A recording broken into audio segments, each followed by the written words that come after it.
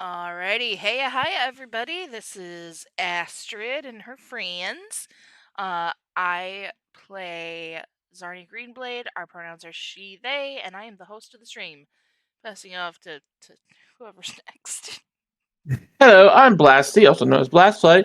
My pronouns are he, they. I'm playing Sojin of Wind, who's also he, they. Passing it off to Wandrin. Hello, I'm Wandrin. I'll be playing Iskander Bay of House Realty Sertova. Our pronouns are both she, her. Passing it off to Grumpy. Hello, I'm Grumpy. I'll be playing Jory Fortos. Our pronouns are he, him. I'll pass it off to Fiona. And hey, hi everyone. I am Fifi Squeaks, also known as Fiona. My pronouns are she, her, and I am the Dungeon Mistress, which means that I'm everybody who's friends with, angry at, or ambivalent to the party. And as always, I'm going to go ahead and pass it off to Blasty to please give us a recap of last time. Certainly. Episode 28. For what the island do? Tracking down the flame drake was the easy part of the day for the party. Fighting it? That was the tough part. It took the combined might of the team to yank it out of the air and slam a few good arrows into its eye. Once that was done, the team set back to work on smaller tasks. Jory's family is accused of stealing a ruby cat from a ruby cat statue. Iskander's brother is still in trouble. Zarni's adopted father was assaulted by a Lamia, who got the heartbreak of a lifetime. Sojin, for once, saved his former crewmates and stopped their nightmare curse plague. All overall, a wonderful few days, but eels on a dark island still something they need to deal with. Mm-hmm.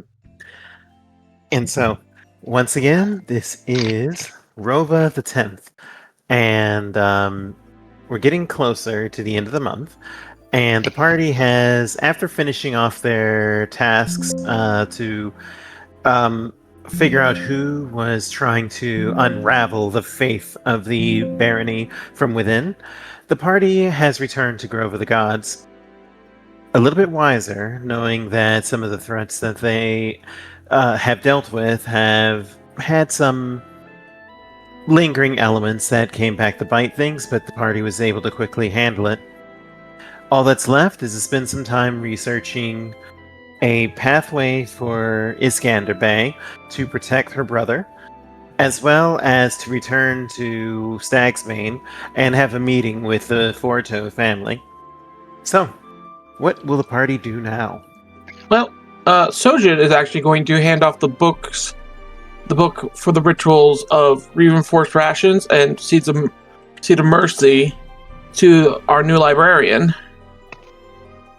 Oh, good idea. In the Grove of the God. Ah, yes, Kalike. So let me go ahead and pull up her information so that you can see her picture. But yeah, when you visit the library, you see that Kalike is currently reading up on some books and some other things, and I'm going to post this so that everybody can see it. And she looks and says, "Oh, hello, Sojin. I didn't expect this. What is this precisely?" As she opens up the books to take a look at them. One is a reinforced rations ritual, and one is a seed of mercy. I cannot make good use of them, even though they are very interesting and useful ritual spells. I thought they might be good to add to the Grove of the Gods arsenal, especially with those rations. Those might come in handy someday. And she takes another look at them, and it was reinforced rations, correct? Yep. She says, Sojin, aren't you a cook, though? Because anyone who... do you have expert in cooking lore? Yes, I do. Hmm? Because this one actually just requires a little bit of cooking know-how, or perhaps a little bit of crafting, so are you certain that you couldn't make use of this? Huh, okay, so yeah. I guess the way it was described just did not jive with me. Yeah, okay. Well, okay, yeah, now that you mentioned, now you point that out, that makes more sense to me. I will have to add that one to my repertoire. Well, then I'll, hold on to it until you study it, and then you can bring it back, and I'll add it to the library. Yes, well, and the Seed of Mercy one, let's see. I have to actually.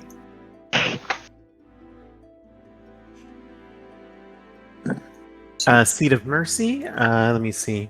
Seed of Mercy ritual. That one requires expert level medicine or better. Yeah, I don't think any of us have that at the moment. What? I don't believe so. Expert Right, level that's- medicine. Sorry, guys. Yeah.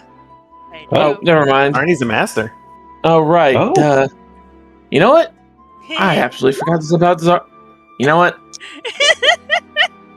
You know what? We will get the books to you. I just realized Zarni is going to. Now, what's funny, Zarni could learn the ritual just by feeding it the Yef, or if you want to have an extra copy, you could hand it off to the scroll scribe to basically copy it over a couple days, and then feed the copy to Yef. Let's feed the copy to Yef. All right. Okay. Well, let's just make a. He thinks about. Actually, yeah. Would you mind making a copy of that then? Just because of how she learns, she's very ravenous about books. They don't last long in her hands. I certainly could. It'll take a few days. Yes, that's fine. Oh, well, if you're going to stick around for a couple days, I could have it done. Let's see, it's still in the afternoon. So I could have it done either late tomorrow if I burn the midnight oil, or in the following morning if you don't need the rush. No, don't worry about the rush. And she looks across the party, seeing that some of you were wounded, not many, and says, did something happen recently? Well, we did just take down a flame drake. Among other things, maybe other beating a things. Lamia. A Lamia? Yes, actually. Yes. We, well, there was a Lamia here just outside town who was trying to, put her claws into our druid friend here. But, Zarni made sure that would not happen. Well, that's excellent then. Very well, then I'll get started immediately. I can put my projects on hold, and don't worry about it, it's currently in a brewing phase, so to speak. Then, since you're not in a hurry, in 2 days on the morning of the 12th, I can have the books returned to you. All right. The originals, Thank you. rather. Thank you. Of course. And with that, she accepts the books. And at this point, if the party wishes, and anybody that wishes to, can try to make a discovery check, try to figure out how to influence Kalike. That's just a perception, nature, or occultism check, right? Correct. It has to be one of those three. Perception? Okay. All right. Can I support your perception check? You certainly Oh. can. Oh. Alright, so that'll be 22. Mhm. Alright. I should have helped too. Well, since this is basically like social, only one person can assist, so like you can okay. make your Then own. ignore my occult. What I was saying I- is that you can all roll. It's just that only one person can help. Every person can only be helped by one character. Yep. Ah, So Oh, it is, yeah. So that basically- 32 is a 32. That's a really good roll. Yeah, so that's going to be a crit success for Zarni, Woo. a normal success for Sojin. Would you like to make a roll as well? Ooh! Perception, that is a crit success for you. So, you have 5 pieces of information you can get. That is discovering weaknesses, resistances, or influence skills in order of difficulty. Your choice. I'm going to start with the person who only got one, so Sojin and Iskander, what would you like to discover? I'll leave that to Sojin, since he's the one who actually discovered this. Okay. No, we're separate roles. Is what we're saying. Well, No. so Iskander was helping you, so you get Okay. Sorry. What were the options again? weakness, basically things that'll make it easier to influence her. Resistances, things that make it harder, and influence skills, basically in order of difficulties. Let's go influence skills. Okay. So the easiest way to influence her is, and I'm going to update this, is, and you're actually going to be very amused by this, but, there we go. It is updated. Is either crafting to discuss various methods of building and art with Kalike, or for some reason thievery.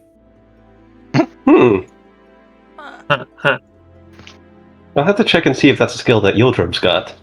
Just in case. All right. Stop blaming the horse! Okay, so Zarni, since you got 2 successes, critical success, what would you like to discover? Weaknesses. All right. She has no weaknesses. There is no nothing makes it particularly easier to talk to her. You have Okay. one other piece of information. Resistances. She has no particular resistances either. Okay. So that's an updated.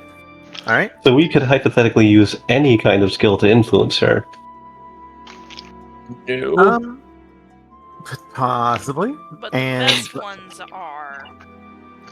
so the only options left for Jory are basically influence skills. So I'll just add that if that's okay.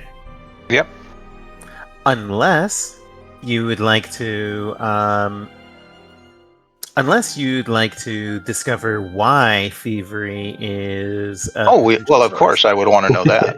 Right, I'll do that as well as the next high skill. So let me just, you get the feeling, and you notice this basically in some of the books that she had been reading, as well as reports of the recent adventures of the party, that apparently she seems particularly interested in heists and criminal activity, and sharing that information is of interest to her, which is very odd because Kalike seems very meek and mild-mannered. The next highest skill is nature, which is to discuss and philosophize on the nature of the elements with her. Okay, I gotta pull those.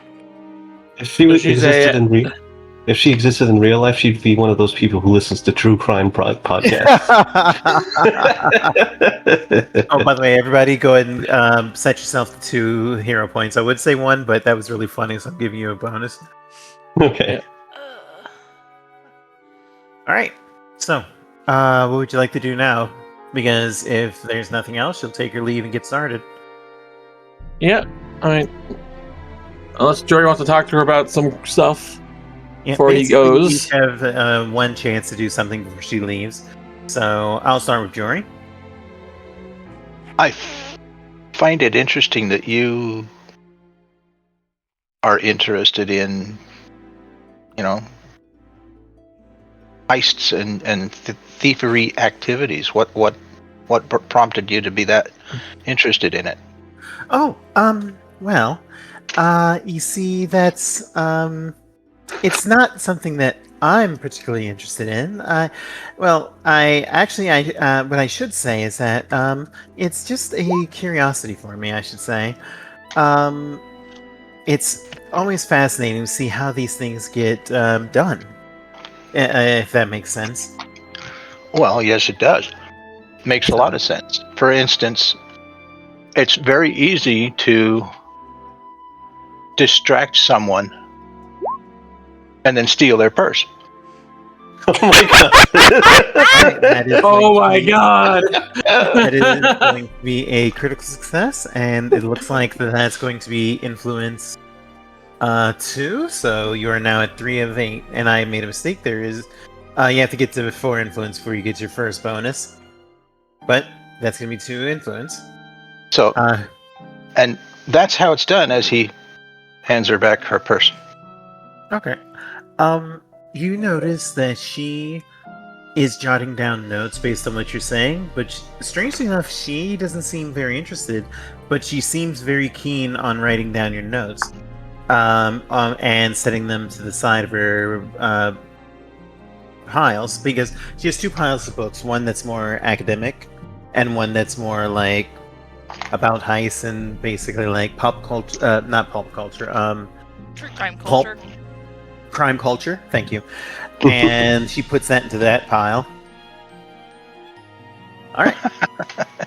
So, who would like to go next? I think I will. I'm going to hand her one of the charms from my getup.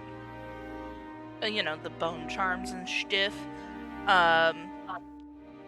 And just share with her some of the history of it. All right, make a roll. I believe. Ooh, good call. That is a critical success, so that's going to be an additional 2.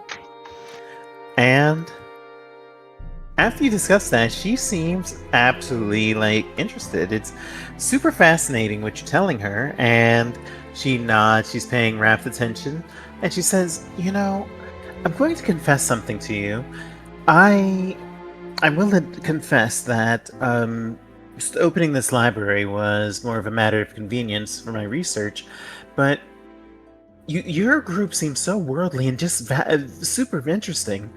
So, if there ever comes an opportunity, I would be more than happy to join with you on adventures. I'm not much of a adventurer myself, but I could help with the campfire, or I could even assist with with managing your barony if you trust me with such. So you've reached influence 4, and now she is willing to join you in adventures as an aide de camp. Okay. And she's also an option for taking on a leadership role if you wish to. All right, who would like to go next? By the way, Zarni Maddie- actually leaves the charm with her. Oh, she will accept the charm and take it gladly. And you notice that she puts it on the left pile with the other scholarly books. Oh yeah. Before I start my turn, I would like to use my diplomat's badge. Roll a DC 20 recall knowledge check. Okay, she is a Kadiran, so I don't think you have a relevant. What are your lords No. again? I mean, mercantile, maybe. I could accept that. Okay. So mercantile or society? Ooh, Would you like to? yeah. There we go. Much better. Okay. All right. So that will be a success. So you're going to get a plus. It's going to be a +2 to your check. And what are you attempting? Well, I'm just going to have. I guess, right? Iskander's just going to be very diplomatic. She's just going to thank her for, building a library in their kingdom or in their Balak. And what does your assurance give you? Normally that would be a 28, but with that +2, it becomes a 29. Well, actually, wouldn't it be a 30?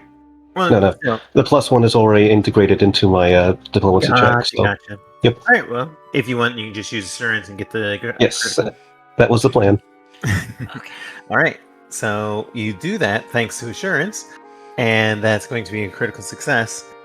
And let me see. Do you get anything at influence 6?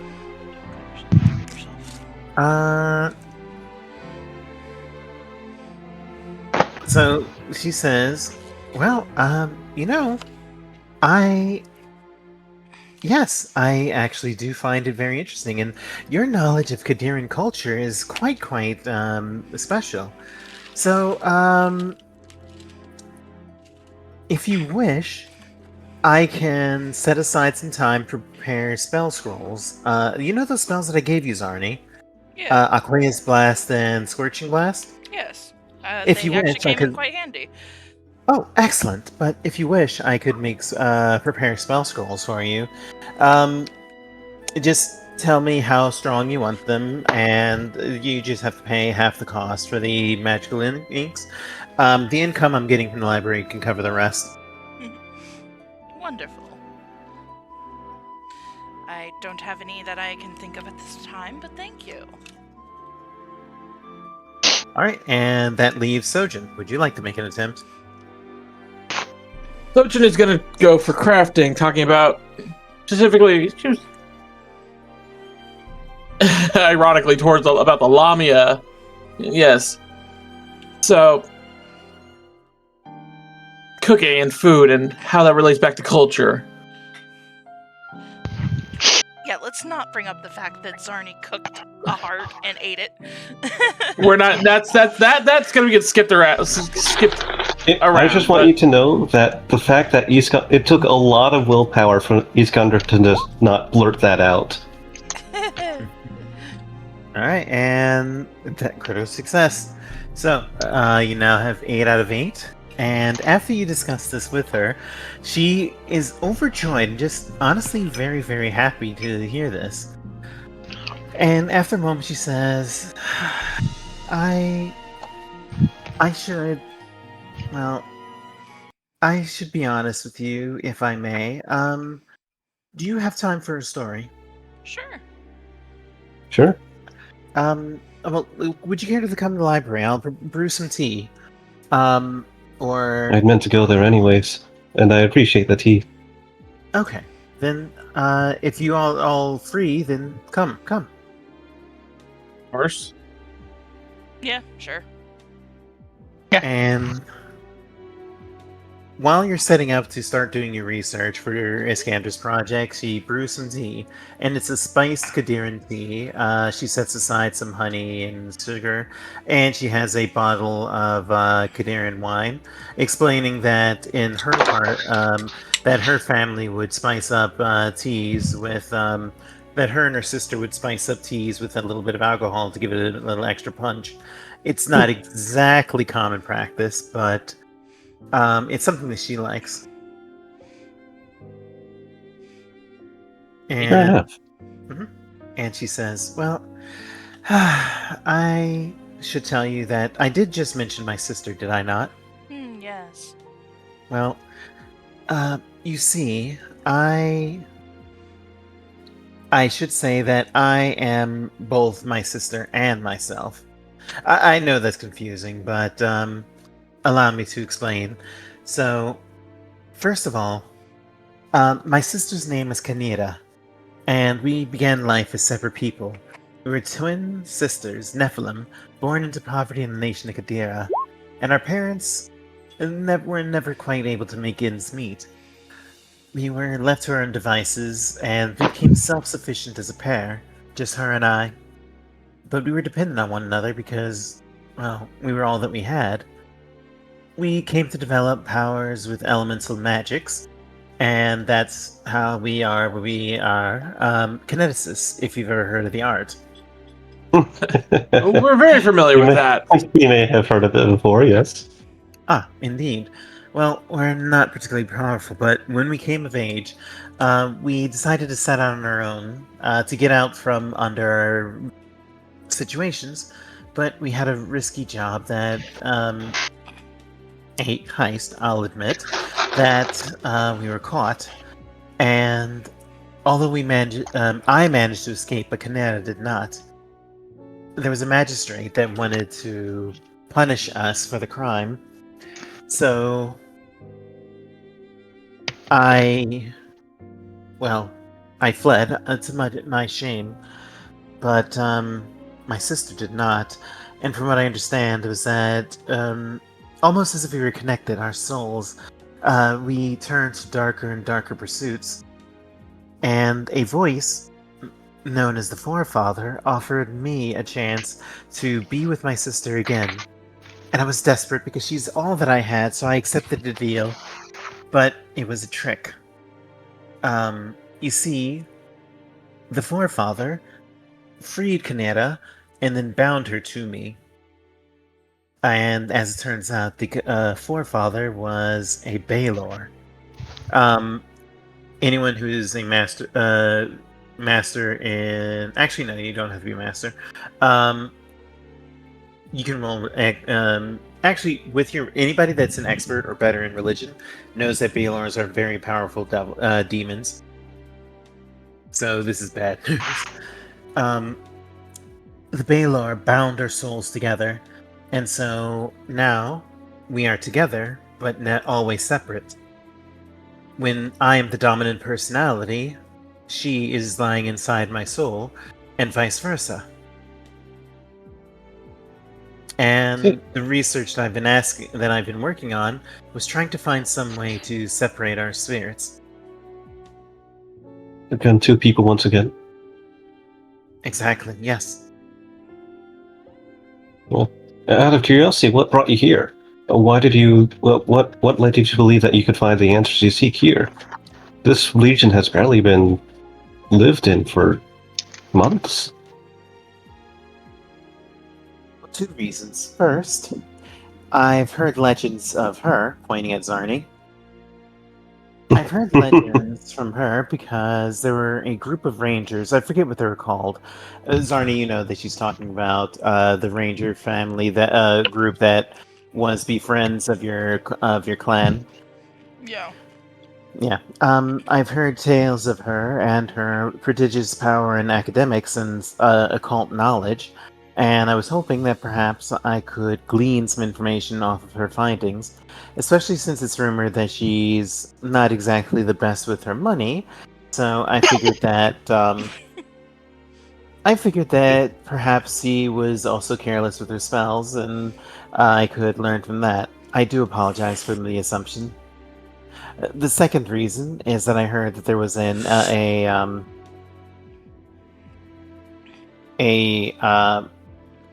my god, why am I forgetting what the elemental is called?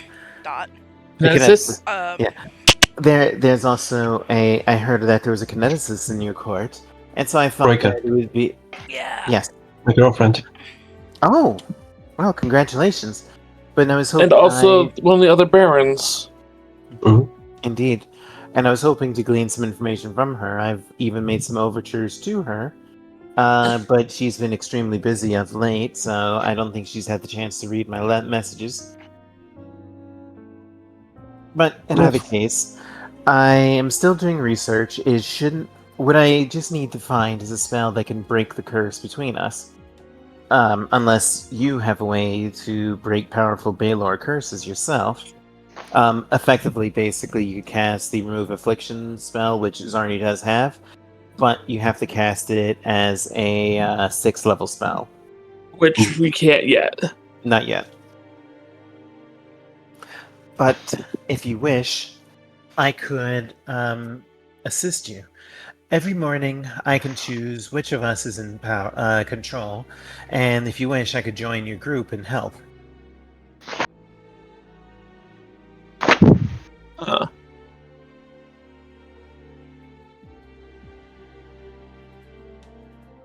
hmm. You know what?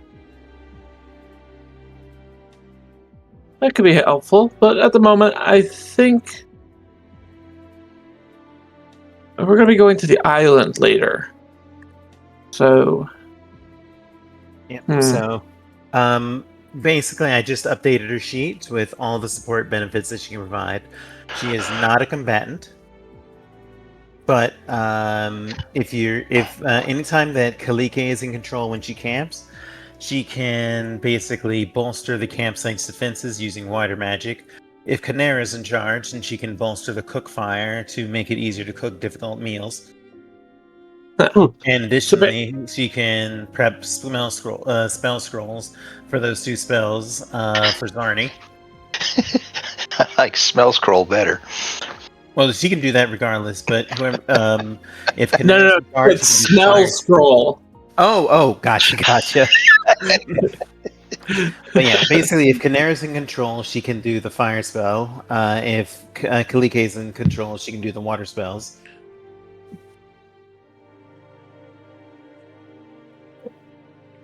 All right. Well, we will take you up on that offer another day. I think we will be taking.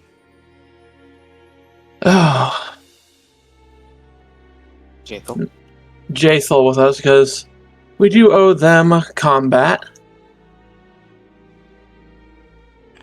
Of course. But the offer is open. If not, I'll continue my research. Though, again, if you do find some way to separate us, then that will be perfectly fine. She is more of a rebellious Spitfire than I am, and I am more of the scholarly sister. So I'll be more than happy to stay in town handling the library, or an academy if you build it up to that level. Well, That is thank the you. plan.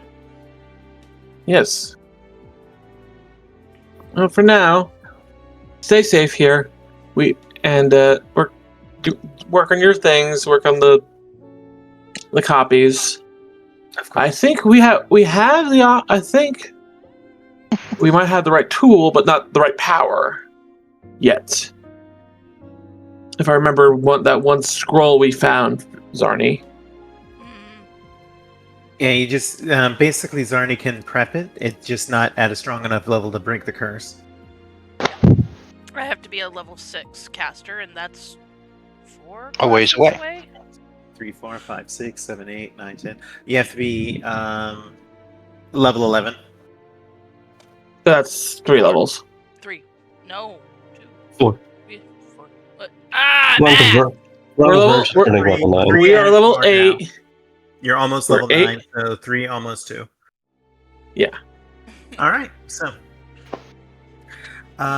with that said, what will the party do now? Because she's going to take your leave to start doing your research, and she leaves the tea and wine Actually, Yeah. before you go, could I ask you to help me on my project?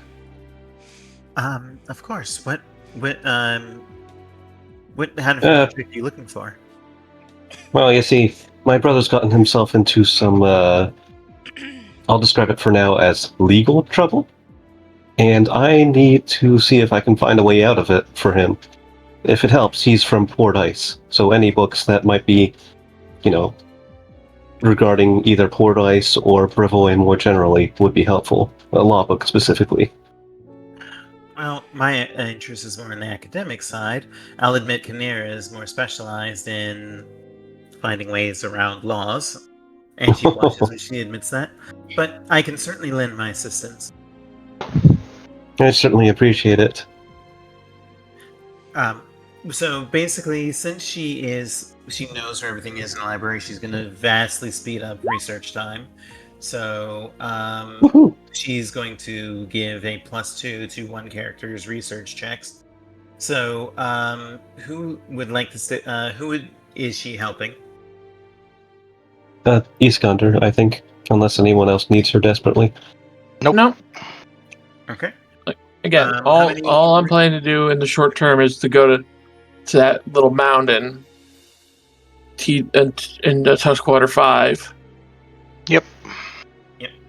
All right. So then, is anyone sticking around to help with the research? Like, how many research points do you have right now? I think I have 0 right now. No, Okay, you had like 2. I believe you. Did Just I? like I can or check. something. You had, No, you are correct. You had 2. You need. Does my natural help ability come into play here if I were to stay? Yes. If Okay. you help, then she can focus her efforts on actually doing research. Then I shall do so. Okay.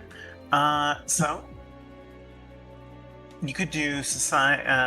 Okay, yeah. So you'll help Iskander, and you can either roll society or diplomacy to help. You could also do thievery, actually. Oh, I'm going to re-roll that. Oh my god! look at that. All right, so that's going to give Iskander a +4, and I just did a roll for Kalike. She's going to give you 1 success, so you have 3 research points. So it's up to you.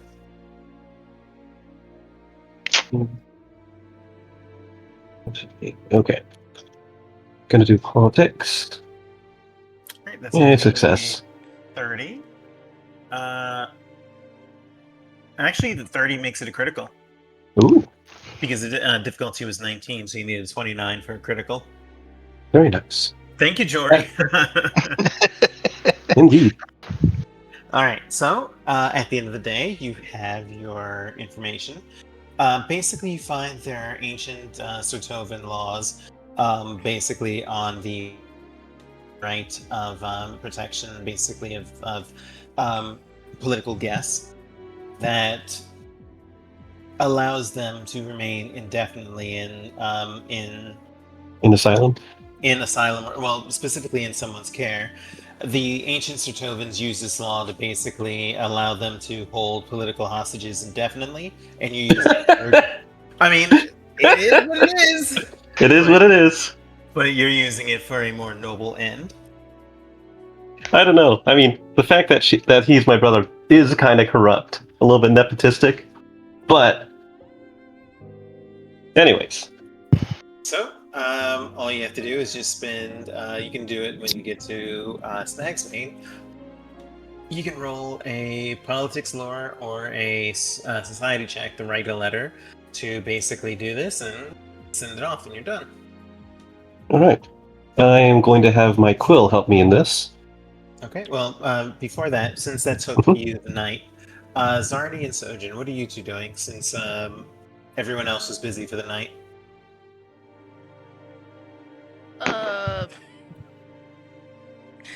Zarni's just gonna check on Var. Maybe No. stay and make food for him or something. Okay. When you sit and talk with Var, I'm assuming you tell Var what you discovered, right? Oh yeah, just leaving out the eating the heart portion. Var is actually has to know. Is after you finish the story, and as you're cooking, he says, "Well, I'm glad to hear that you did this. I was disturbed by the nightmares, the visions, and we'll know tonight if everything is actually cured. I cleaned off that hallucinogenic dust that you pointed out, but I have to ask. I know about Mother Vulture. Did you eat her after you were done?" Zarni has her back to him and is just nodding her head because she's cooking. She's like, And he just raises a thumb and says, "Good on you. I hope that she's useful to you." And he then says, "And don't worry about it. I'm not going to tell anybody else. I know that most people wouldn't understand. But again, I'm a druid. I understand these things." I'm so glad you do, because Iskander did not. Oh, please, Iskander Bay. No, I'm surprised you didn't faint right on the spot. Actually, she was so shocked she cursed. Hey, by the way, and he tosses something your way. You don't have to roll to catch it. Okay, good. I found this the other day when I was planting some seeds, and Bless you. just in the dirt in the garden were some she shells. I don't think they're particularly valuable, but well, they reminded me of the tunic you wore the day that we met. You know, when you beat me senseless for trying to beat you senseless. Just thought you'd find it amusing. I love it. I'm sorry, you're gonna have to repeat what he gave her because Grumpy was sneezing. It was basically seashells that were colored like a orange-brown tunic color, Ooh, kind of okay. pumpkin-y. Yeah, I can work yeah. those in. Basically, just something that he found in the garden. And then he said, "Sojin, are you almost done with the main course? I'm almost done with the pie here." Oh, I got you covered, boss. All right. Well, And squash Sojin- pie is about ready, and he pulls open the oven, takes out the squash pie, and sets it on the table. Whatever you don't take, if there's enough for the group, feel free to take the rest. I'm old. I'm trying to watch my weight. He laughs. Oh, you're the best.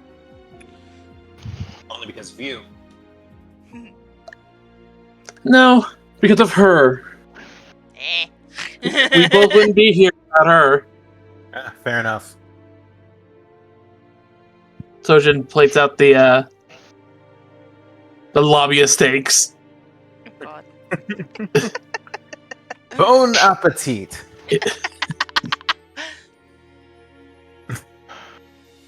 And he, unlike Iskander, he has no problem eating a monster food. Alright, I will be right back. I gotta go to the bathroom. Okay. So, it is now the 11th of Rova. What will the party do now?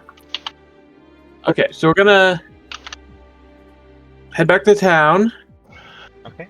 And I'm along our magical carriage ride. Yeah, since you're heading back to town, then Kalike tells you that she'll have the extra copy of the book sent to Stagsbane tomorrow. Yep. And then, unless you wanted to talk with the brother in town before we headed back out to check on Task Order 5. Well, don't forget we have Jory's family meeting. Ah, yes, you're right. Let's do those And- two things then first. Before that, Iskander's actually going to talk to Kalke before she Okay. leaves. Okay, and what's up? All right, she's going to mention Elga, the witch, the hag, who lives just to the southwest of Stagsbane, and she's going to mention her specifically. Just she might not be able to cure your affliction, but you will probably you'll find her to be a absolute wellspring of information if she likes you. So if you do decide to show up to her door, be polite. Try not to be afraid because she will try and scare you. But yes, just keep that in mind as an option. I thank you so much. That's excellent news to hear. I'll prep a expedition after I finish copying your books. Of course, and I wish you the best. I thank you. Be well, Iskander Bay. You as well, Kalike. And she bows her head in a Kadiran greeting, with both palms over her heart, and then she takes her leave. Neat. All right. Because I have the feeling that Zarni's going to want to be there for the meeting with the family. Do you want to just handle Iskander's spot first, real quick? Yeah, if we could. Okay. Iskander's just going to write a letter up north, basically announcing that her brother's under her protection under that ancient law. Okay. So you can have the quill offer to assist. Yes, I'm going to have this quill use scribing lore, while Iskander uses politics lore. Go for it. So roll for the scribe first. Ooh, That is a critical success. That's going to be a +2. not bad. Really? And looking at the that is going to be a success. That's what you needed. So, Ooh. You write the letter, and now the only thing that's left is to have it sent up. Once again, you could either have a average courier for 2 cop. In this case, she's going to hire a proper adventurer. Okay, so then 1 gold. Yep. All right. Got it. So in that case, I won't do a random check to see if it happens. It'll get there. So, Okay. With that said, I'm assuming you're going to explain this to Sokoli, correct? What are you telling Absolutely. She's just going to mention that she's going to mention the ancient laws that she's invoking to keep him under her protection, at least for now, at least until they can figure out a more permanent solution. Of course. I forgot about that law. Yes. I did too. That'll work. It was never relevant until today. Yeah. Well, then I'm glad to be your prisoner. Yeah. Well, Of course, feel free to. He's a ward of the state. I also want to emphasize, Sokoli, that if I don't know how much you've been studying, but if you could also find a way to, gather to look for allies and all this while I'm, off adventuring, I'd really appreciate it. I'll see what I can do. But actually, I want to do something for you, or for your crew, Mhm. rather. And with that, he basically reaches at his belt and takes out his longsword, and he notes he points to the intricate runes, and explains. Well, I'll admit that by the ancient law that you just discussed, I should hand over my weapons to you. So, I would like to offer you this blade. Now, I know that you're more of a lancer rather than a swordswoman, but if you wish, you could just get a craftsman to transfer the runes. I could never refuse a gift from you. Is this the sword that Father gave you? It is, but I'm not gonna desecrate one of the family heirlooms, bro. I'm not gonna do that. it's trust me, I would rather it be used. But if you wish to keep it, then if you wish not to desecrate it, then that's fine. Of course. And he explains that it's basically a +2 longsword. Neat. Plus Uh, two. Yeah, so it is a +2 rune on it. In addition, add 100 kingdom XP. Ooh. The kingdom has no unrest at the end of the last kingdom turn that we did ahead. But Yep. if you could please. And here you go, I'm just writing down the benefit. So I will remind Jory that while the longsword is really good for you, since it is a longsword, meaning it does D8 damage, you can't get sneak attack with it. So what you would want to do is to transfer the runes to a short sword or to your fighting oar. Which Iskander would refuse to allow. Oh, of course. It just me, but Jory is really admiring that sword. Yeah. So if you just if you don't mind losing out on sneak attack, then it's definitely of use to you. But that may be better in Iskander's hands as a backup weapon. Yeah. Well, Yeah. also considering Jory's already carrying a staff, a mace, a +1 striking cold iron sword, a silver dagger, a long sword, +1 striking, a +1 returning hatchet, and a composite longbow. Oh, The animated and that movies- harpoon. You know that one scene in the cartoons in Padmu and the guy keeps pulling out weapon after weapon after weapon on the table? I mean, the guy Yes. does have a bag of holding. I know, but it's still silly. But he also has hefty hauler, Oh, well, that's true too. which as a very short person is kind of strange. I mean, it just means you're ant He's strength. strong. But yeah, so don't He outdwarfs the dwarves. Have you guys ever seen that one Simpsons episode where Homer Simpson walks out of Moe's and his entire body or every single bit of his clothes is stuffed with beer? It just goes clink, clink, clink as he moves along. That's us. That's Jory and Iskander.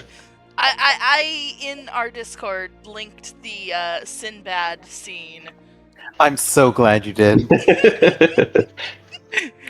But yeah. So, I guess that just leaves Jory's family. So, Jory, who's going to be there during the Fortos meeting? Is it just Jory or? I We're all believe going. Jory was going to drag Zarni. Yeah, So, Jory, you can at least Zarni. is Sojin's everyone coming, else of course. invited? Is Iskander invited then? I think it might upset Iskander's sensibilities to be hearing about thievery and things. So She doesn't need to be present for this. yeah, She can help him after this is all over. Yes. Okay, so then I'll handle that scene first. Then, when you get the entire family together, the entire foreclosed clan that could be gathered up in Stag's Bane, which is a room full of like 28 halflings and 13 children, um, including the ones that we know. So once that is done, and they start serving out like meals of like meat pies, and since one of them, Orla, calls out, "Uncle, why did you gather us all here? What's going on?" Oh well, has everybody finished eating? And Samuel raises a hand. Or at least well enough that you can pay attention? Samuel raises a thumb in mid-chew. Very well.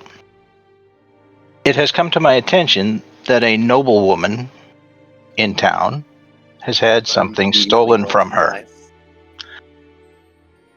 Now, I'm not interested in who took it or punishing anyone who did take it. I want it found. I want it returned without their knowledge so that it's in some place that they can find that it wasn't in its place.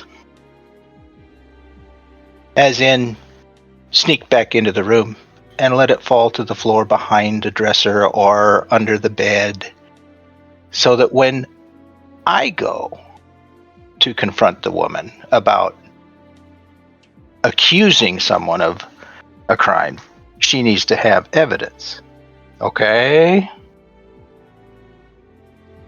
There's a silence over the room as everyone looks at everyone else in turn, and this is a lot of looking around.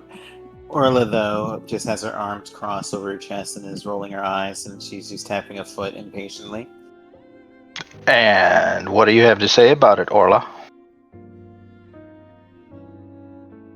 She sighs and says, "But that's just a stuffed shirt noble, and you saw what they were doing, threatening me when I was unarmed. Why should we do anything nice for them? Especially because I've heard the rumors how you walk up to nobles. I mean, you walked up to the Lord Mayor Varn and took something out of his pocket. And then So handed why it should we right back, respect that telling him noble? that he had to watch his pockets closer. Did I not? Well, that's because you respect him. I don't respect her, so why should we do anything for her? It's very simple. We are still trying to build this barony. It is not yet large enough to be indiscriminately stealing from nobility just because they're rich jerks.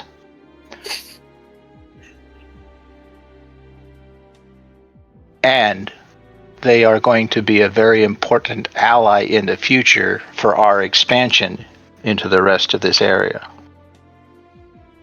Now, I'm not saying you can't steal from them, but please make it more subtle, something that they won't miss, like some of their gold, some of their silver. This little icon is extremely important to them. And extremely visible.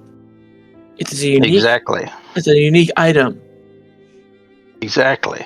If It you're was- going to be stealing from anyone, steal something that is very common looking and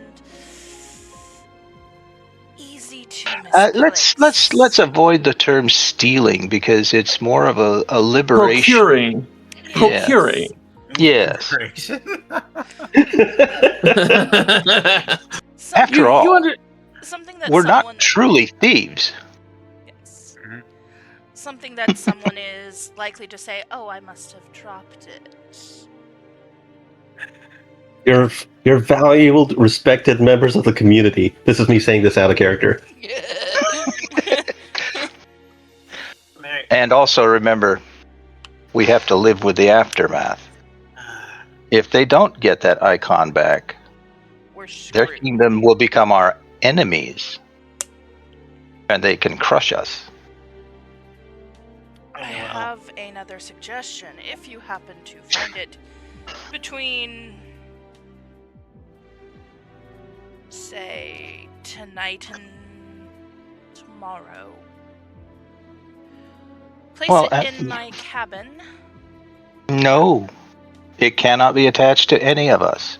What I am suggesting is when we convene a meeting with those nobles tomorrow to talk about this, that someone from here, whether we took it or not, or whether we liberated it from someone else who took it, go put it back in that room. I'm not pointing blame at any of us for stealing it. I am suggesting that we find it and return it unbeknownst to the owner so that when we go to investigate, I can rub it in her face. He looks to you. Uncle, would you like to return it, or should I? I will have to be at the meeting that is going to be the diversion for her to be out of her rooms, in which someone else will have to put it back. Very well. Then, if you trust me, then I can ensure that it's back. Very well. And since I wasn't stupid enough to accuse anyone here of stealing it, we will therefore work under the assumption that one of us found it under someone else's control and liberated it from them. How does that sound? That's acceptable. After all, we must be sure to keep our hands clean. Fair point. Fair point. Oh, Sophie, you're getting kind of quiet. Oh, is this better? Yep. Much Yes. better. Yeah. Sorry about that. My mic slipped out. Very well. Then if that unpleasantness is complete, let's move on to dessert. Okay. Hey, can I show you guys something interesting out of character that might be relevant here? Certainly. You can forge documents. Ah, nice. You could forge a document saying that basically like this item was stolen by someone else on behalf of someone else. This is true. This is true. And Zarni didn't have to cast cold, chilling darkness on the room just to make everybody tell the truth. Yay! With that, that would have been very funny. With that, the family continues serving their meals, and so I guess you would like to reconvene then with. Well, what do you do next? Do you convene with Iskander, or? Yeah, Yes. we'll convene with Iskander and set up the meeting with the nobility that they're wanting to have with us about something. So they're Okay. obviously here to talk to us about something. Okay, so while you're gathering up, what do you tell? Iskander? Well, we're gonna set up a meeting with one noble. We are gonna talk with them about their missing treasure. We assure them that Then we're going to go ahead. we assure you that we have checked with the locals and that it hadn't been taken by them. But if they find it, they will have returned it. But let us go check your residence and let us double check to see if it might have fallen somewhere. I would amend that to say no one here has said that it's in their possession, and that we need to check starting at the crime scene and find out any evidence we can about a crime and start an investigation. That way we buy time. Yes. Indeed. Okay, well, what do you tell Iskander? Yeah, that's the really important question here. Yeah. What exactly are you letting her in on? Exactly. Well then, Or tell her- Iskander, Mhm. it's come to our attention that one of the nobility here has had an item stolen, and they're accusing some of the locals. The locals are swearing that they didn't steal it, so we want to get together with the nobility to find out what's been done, what's gone on, and start an investigation to find their artifact. Fair enough. That seems entirely reasonable. Nothing suspicious going on here. No. Okay, good. Very good. Staying above board. And Lindsay, of course, will announce that Lindsay arrives outside of your door at this point and knocks. Everyone, I heard you here. It's Lindsay. Hi, it's me. I have a couple things to talk about. All right. What do you need? When the door opens, she says, "Well, first, a letter came in addressed to all of you. Addressed to all of you, and I wanted to give that to you. It's from the old hag Elga. Oh, I'd be happy to read it. All right, and she hands it over. Second, a Lady Wilhelmina Libetta and Sir Donovan are currently waiting in the guest lounges. They wish to have an audience as soon as possible. Something about missing property. These the noble woman that you were talking about? Yes. Yes. Yes. Okay. Are you all ready? I am. Okay. Then I'm ready. If you wish, then I'll have her gather in the throne room. I'll give you a little time so that you can prepare. Please do. Thank you. So, with Elga, that's basically The hag. hag. Basically, we're getting more access to better runes. Yeah, basically, she has been observing the party and she believes that this is the kingdom that may last. So she's willing to stick her neck out a little bit more. So basically, she's going to count as. She's going to count. Basically, your blacksmith and your shrines are going to count as one level higher for the purpose of getting spell scrolls or access to magic items. She's still going to offer her crafting services, of course, for anything beyond that, but you'll have to pay. In addition, she is going to be willing to teach one person at a time because she's old and she doesn't want to deal with multiple students. She is going to be willing to train people in Stolen Lands lore. Oh, she can train up some legendary in that. She can. However, you have to be at the level where you could ordinarily get legendary level skills. So that's not going to be for a while. Understood. Okay. I think I'm ready. Everyone else ready? Oh yeah. I'd like a quick little break for a minute. I'll be right let's back. take a small break and everybody gain a hero point. Cool. Oh yeah. I will get myself some Coca-Cola and some water. Yeah, I just got some water. I think I'm gonna also... heat up a bratwurst. Yep, I will be right back. I'll be back.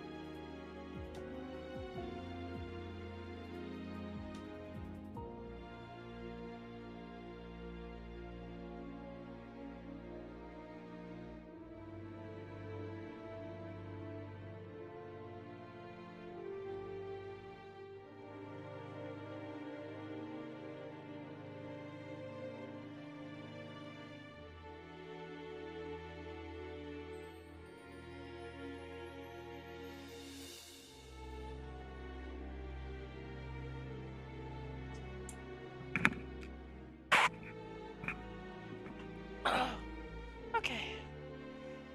Welcome back. I'm back. Welcome back.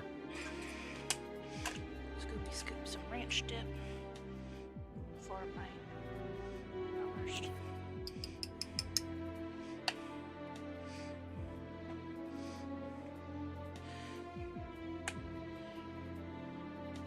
Plop. Okay. Also, I'm gonna turn off my keyboard. I don't need it for Pathfinder. There we go. Especially since Blasty is taking forever to respond to RRP. I'm sorry, I've been focused on the... I'm teasing you! I know.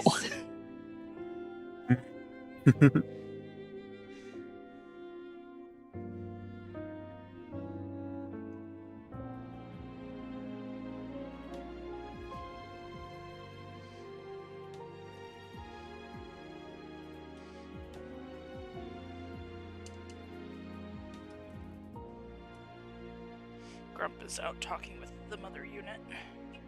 Dad accidentally overcooked the bratwurst last night, but they still good.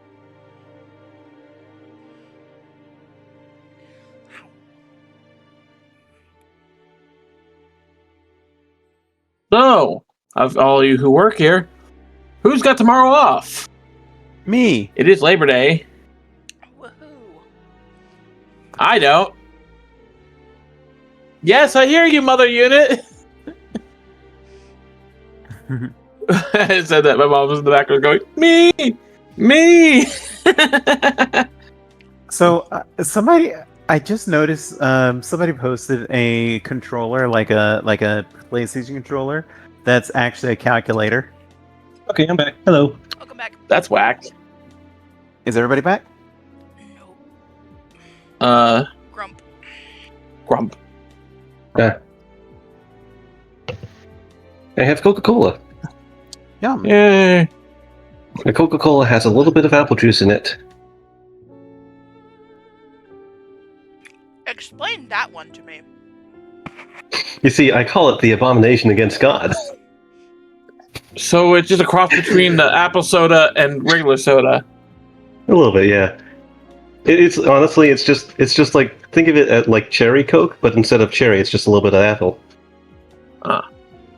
So just double checking with you, Zarni. You did add the expanded healer's toolkit and that level 4 cure wounds to your wand to cure wounds to your inventory.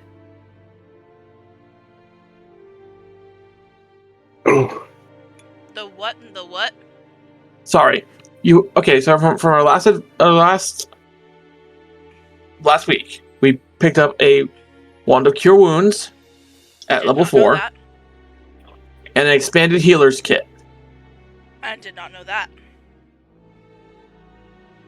Oh yeah, so Right. you can add an expanded toolkit, and which will help, and as well as the wand of heal at level 4. So honestly, I'm going to be honest with you. Maybe it's time to sell some of those level 1s since they aren't really good for you anymore. Outside of spot healing. True. Also, I know we don't have anyone named Spot. Well, No. then I guess they're really not good for you then. all I can say is, hey Jory, when you hit level 9, I think I have the. You get since you gain master and intimidation, right? Yeah, I'm already there. Right, I'm just saying you can then have a demoralize on initiative. Oh, that's true. That's really good for you. So rather than like just flat out get rid of Wand of Heal out of my inventory, how do I adjust the one that's in there to the level 4? Let's see. So basically, hold on. Nethys heal. Okay. So the base heal, assuming you only spend one action on it, is going to be. Let me see. It's 2, 3, 4. So 2, 3, 4 is going to be 48 if you do it as a 1 action. Okay. If you do it as a 2 or 3 action, then it's 48 plus 8, 16, 32. 48 plus 32.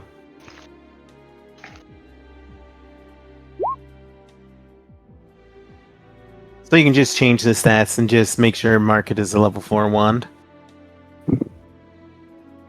Okay, it's Ooh. not changing. That's Here, I'll take care of it. How do you write it so that the it rolls a d8 in the you restore X hit points? I got it. There we go. Oh, you got it? yeah. Okay. You can write in a way that makes sense for you so that it's easy to read. Because that's a lot of text. So that's 1d8 plus what? Here. Let me. I got you. So, so you're just changing one of your level 1 wands, right? Yeah, I've got it open. All right. So, just give me a moment, and I got it. So, let's see. Oh, I should be bouncing off the walls, 48. but I'm not.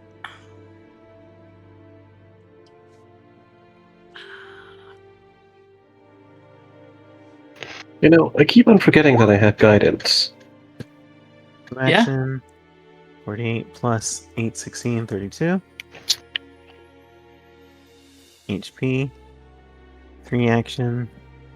48 plus 32 at 30-foot range, and HP as a 30-foot emanation. There we go. So basically, I just condensed it so that bada boom. Okay. What I'm gonna do.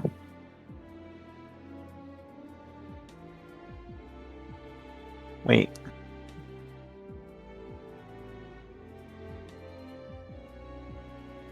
Oh no! It erased everything I put down. So here, don't. I mean, let me take care of this. Yep. So, 2 action, 48 plus 32 at 30 feet.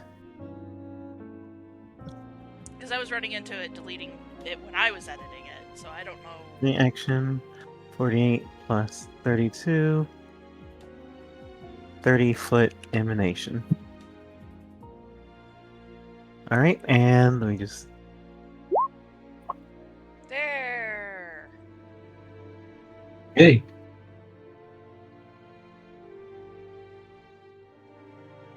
I think. Oh no! What? Okay, so I'm not the only one having that problem. No, you're not. Yeah, let me try it this way. There we go. Boom. All right, there we go. Yay! So it's Okay, all neat. good.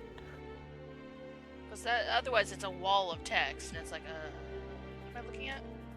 Yeah, so I got it fixed. So yeah, Zarni would have sold all the other level 1s and kept the level 4. Okay, how many level 1s did you have? I had 3. All right, 3. So that means level 1 wand.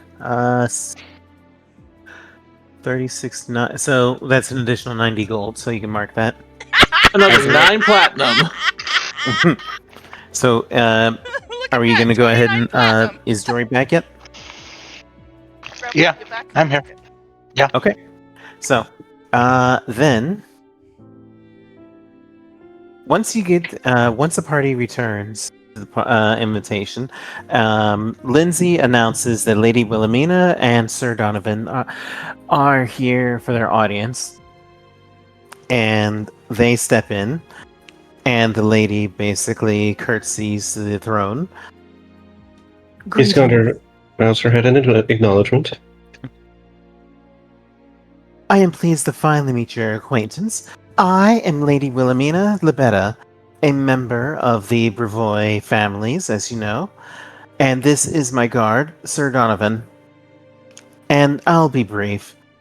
There has been a crime most foul, a theft that has taken an item, a ruby cat that was meant to be a gift to House Brevoy, House Aldorai. Aldora.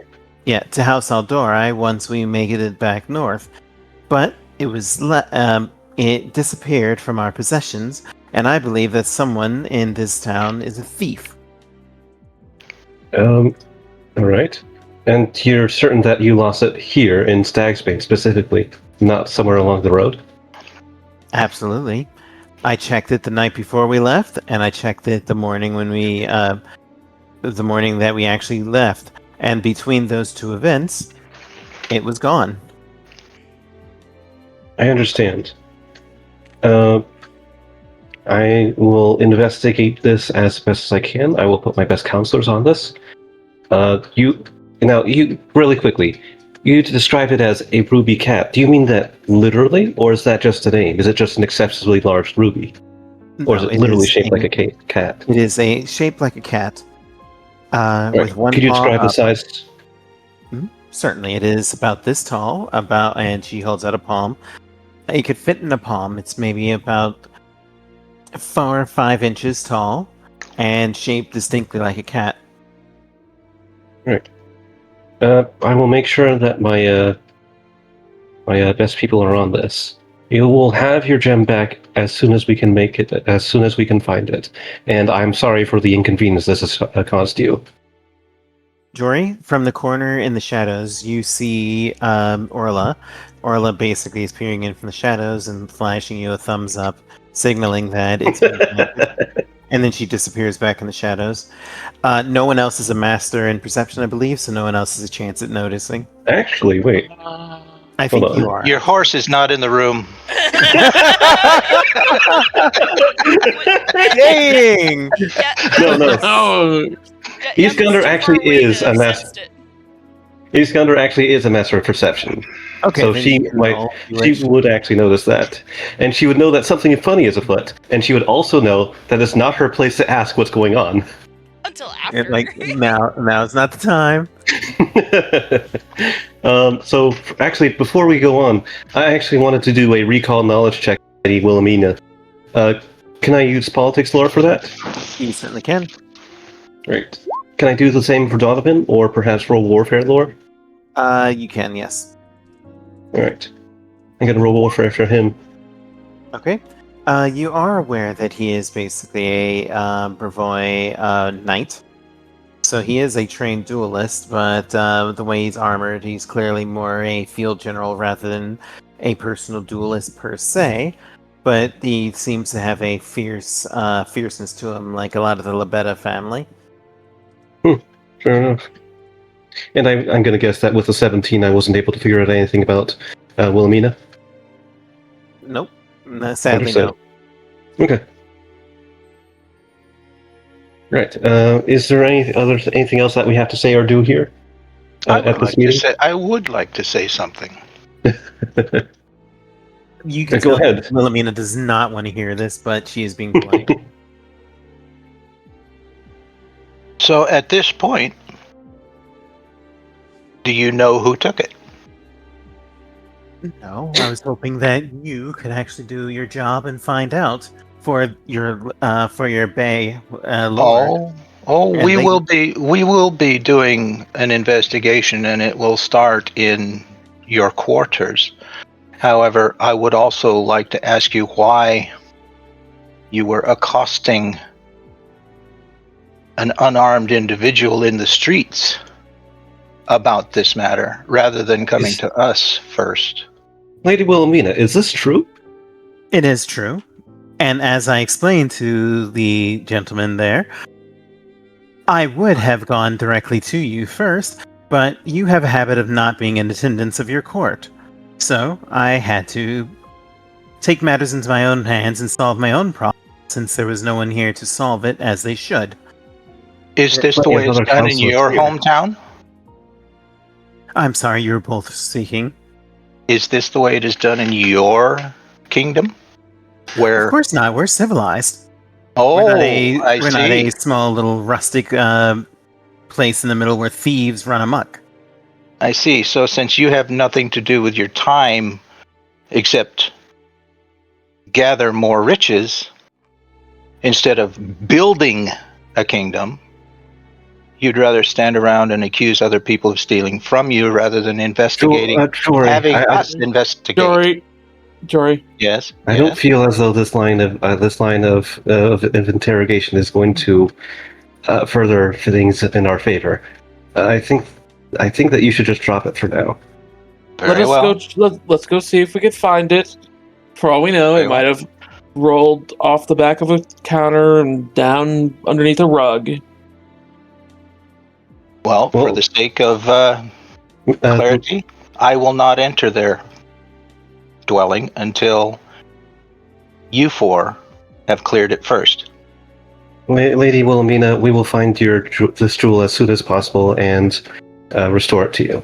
I am sorry for the inconvenience, and I wish you the best.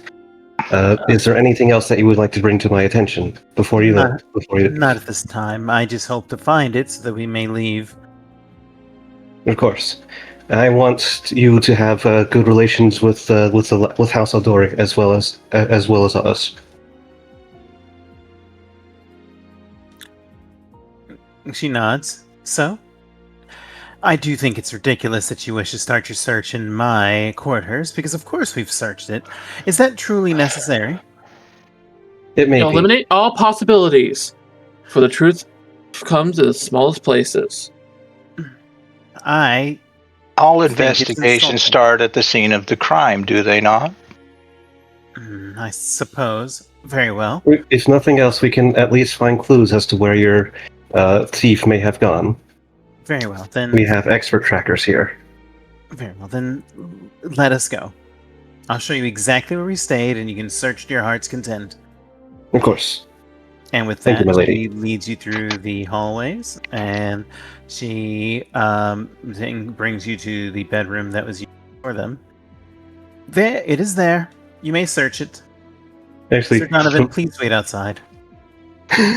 before you start the scene, like as she was leading us there, he's kind of just gonna like harshly. She's gonna like cover her mouth, like to the side, and like lower herself and whisper to Jory, "You're fucking terrible at doing a cover up."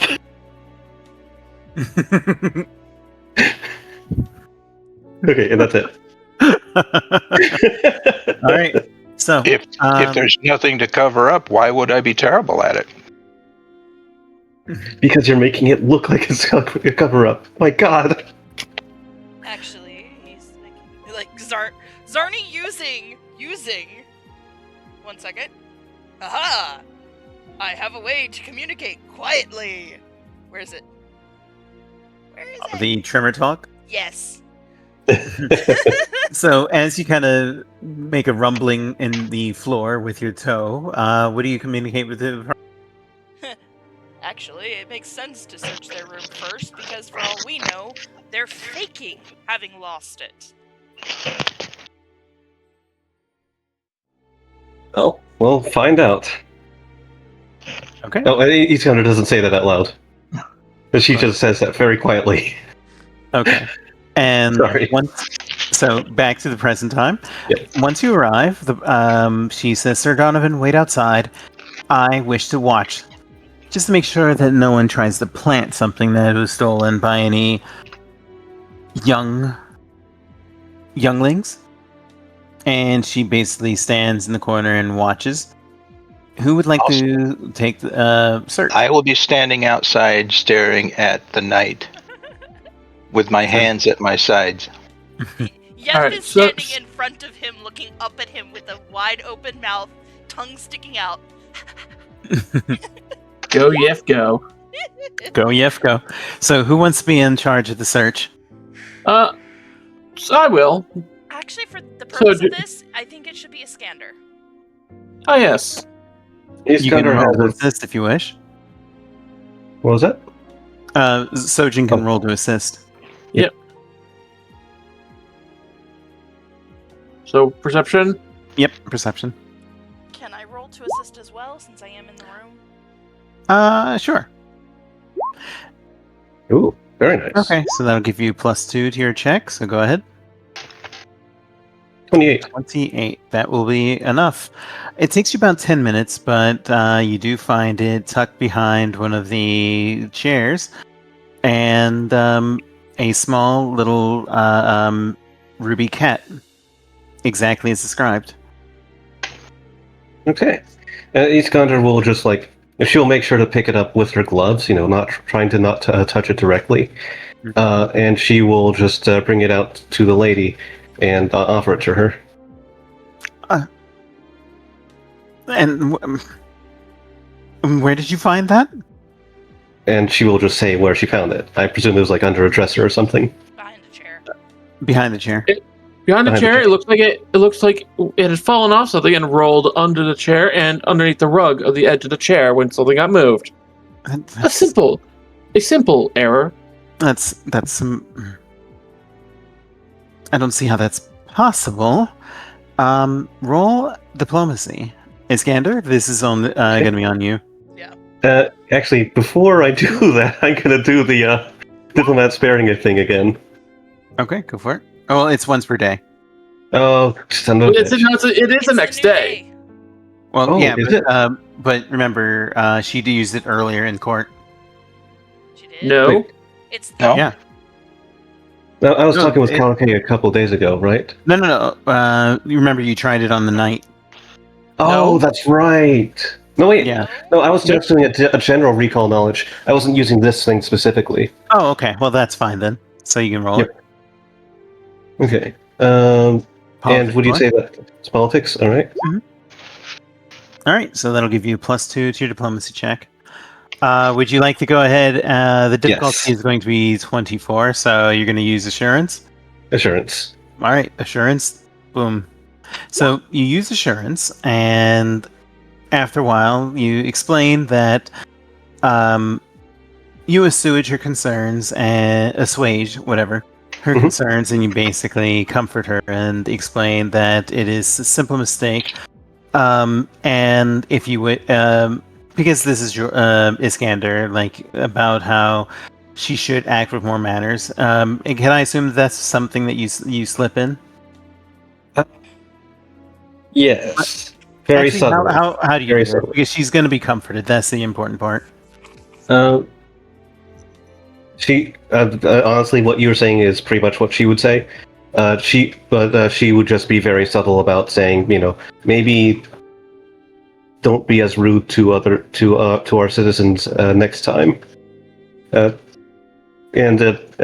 think that she will say specifically, next time there are many counselors that I trust in my court who you can come to about things like this, and not just not just me, not just my counselors here, but also she's going to list off all the different counselors that they have Also, as people that they Troika. can go to.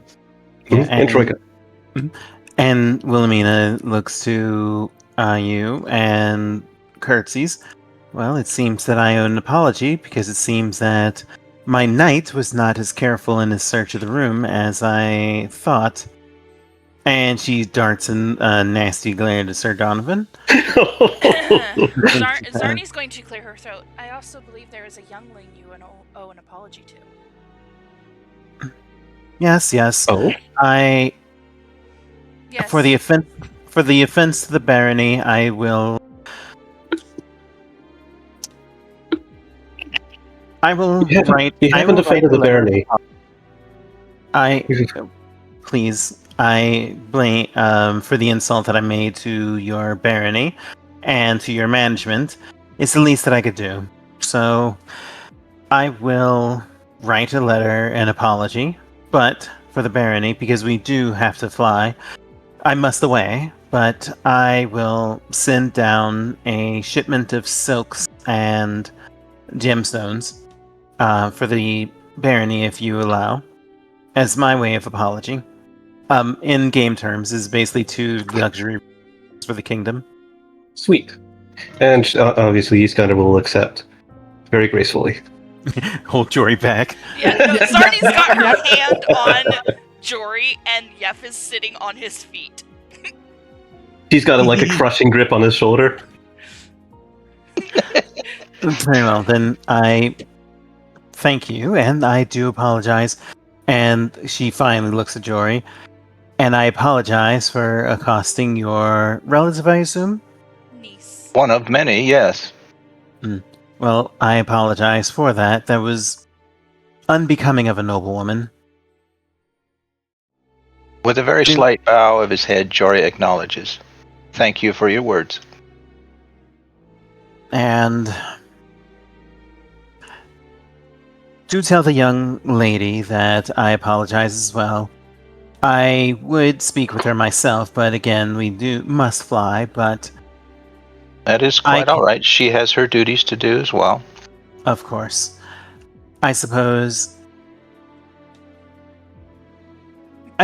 a gift of a large pig for roasting would suffice.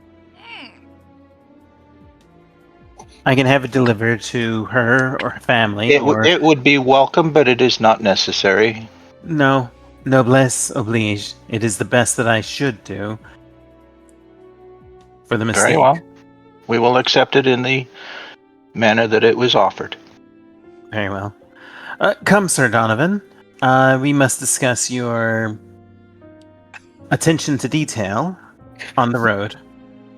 And with that, she turns to leave. And as they exit the door, she needs to talk to her knight about his manners among civilians too. I think that's what she's about to do to him. And also, just on a bit of a different note, Iskander's going to specifically say that some of those resources that she's sending to us are going to go to the cousin that was insulted. Also, Orla. Yep. So this Orla's Zarni gonna brought up. at least Orla gonna is get a the new cousin. dress. You know what? I'm going to say that you can, without affecting the kingdom resources, you can take some of it off so that Orla can get a new dress or outfit, like maybe some silk gloves. Because, what rogue doesn't want a nice pair of gloves that don't leave fingerprints? You know Yes. what? Zarni is actually going to do it because Zarni is a, I believe, master craftsman. Oh, Rogue that's true, boot. you are. You're a master. I want to create some rogue boots of silence. So Zarni's Okay. basically going to craft her a whole new outfit. All right, so out of character, are we going to meet these two again? Possibly, yes. Basically, I have them. They're added to NPCs for future Jory bloodlines. Okay, Good. 'cause I'd really Good. like to do Death of 1,000 Cuts on the night. A duel for the kingdom.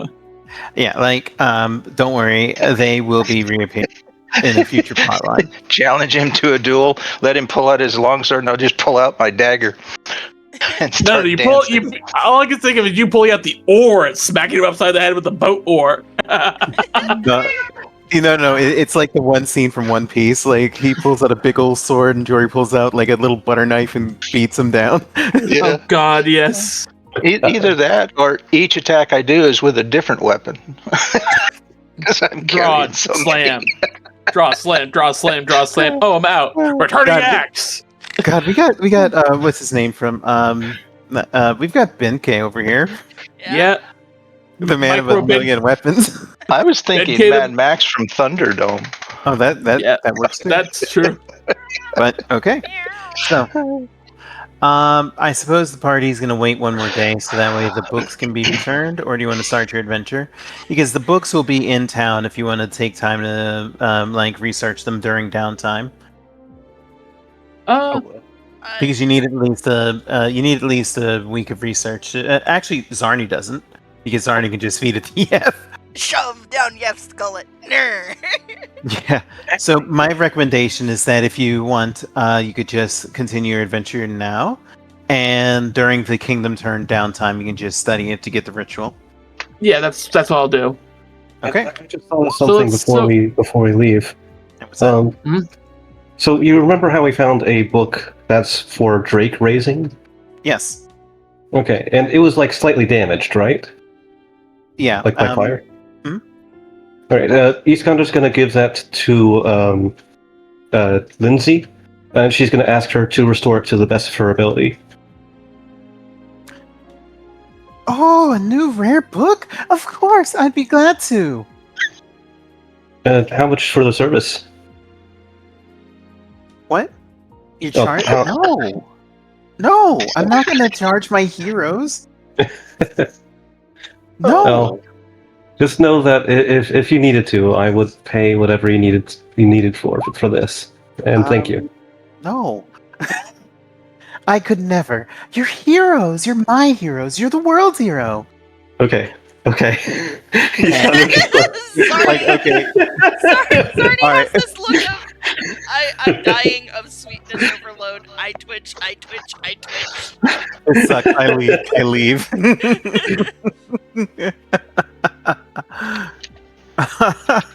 All right. So it's now. Where do you guys go? Oh, actually, really quickly, what day is today? The 12th. Okay, thank you. We are going to take before we head down to the island, we are going to go quickly trot on over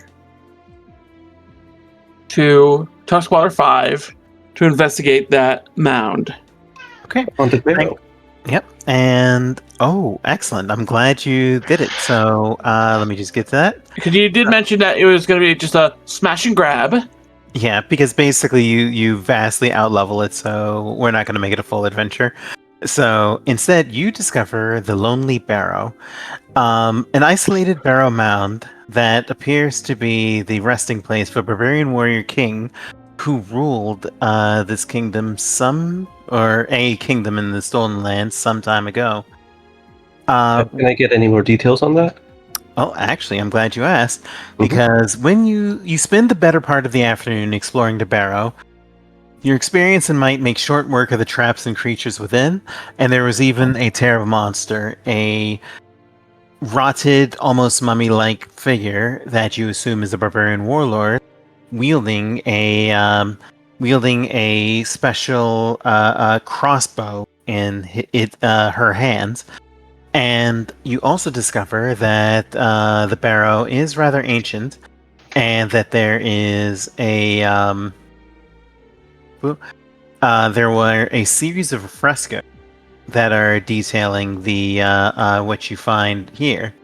But first, so that you see, the treasure is listed in the little features of the barrow thing that just popped up. A ventriloquist ring, a +1 striking flaming crossbow, and 4 cold iron arrows. Oh hell, I'll take the crossbow. Or bolts, excuse me, not arrows, bolts. Oh, dang it.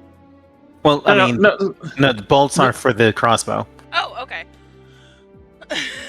Yeah, that's It is kind of funny that we would find an ancient crossbow and we wouldn't find bolts for it, but arrows.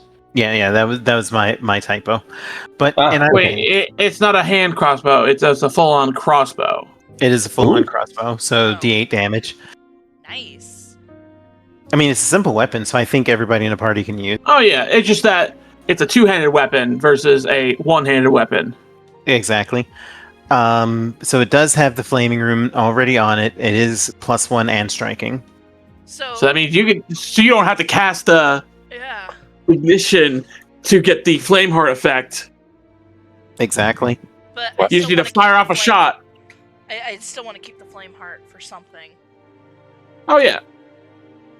I mean, you put it can up. trigger the flame heart. You can just Transfer him to your harpoon. I don't But what I was going to say, you also discover inside of the barrow, a series of frescoes in one of the chambers that detail the daily life of this barbarian civilization. There are 2 checks that can be made to learn more information: society or relevant lore, or craft to determine craft or relevant lore to figure out the age of the structure. I'll roll craft. Okay, is anyone helping that craft check? Sure. Just my natural. What do I have to roll? Crafting. Crafting or relevant lore. I don't have a relevant lore, just forestry lore. Yeah, and not in this one. So Crafting, I'm not that good, so I probably wouldn't be good at it. okay, All well right. we'll just go with Zarni. So Zarni's going to give you a +2 to your check. So go ahead. I'm re-rolling that. oh, Come on, button. There we there go. we go. All right, because you rerolled, that's going to be a critical success. So Ooh.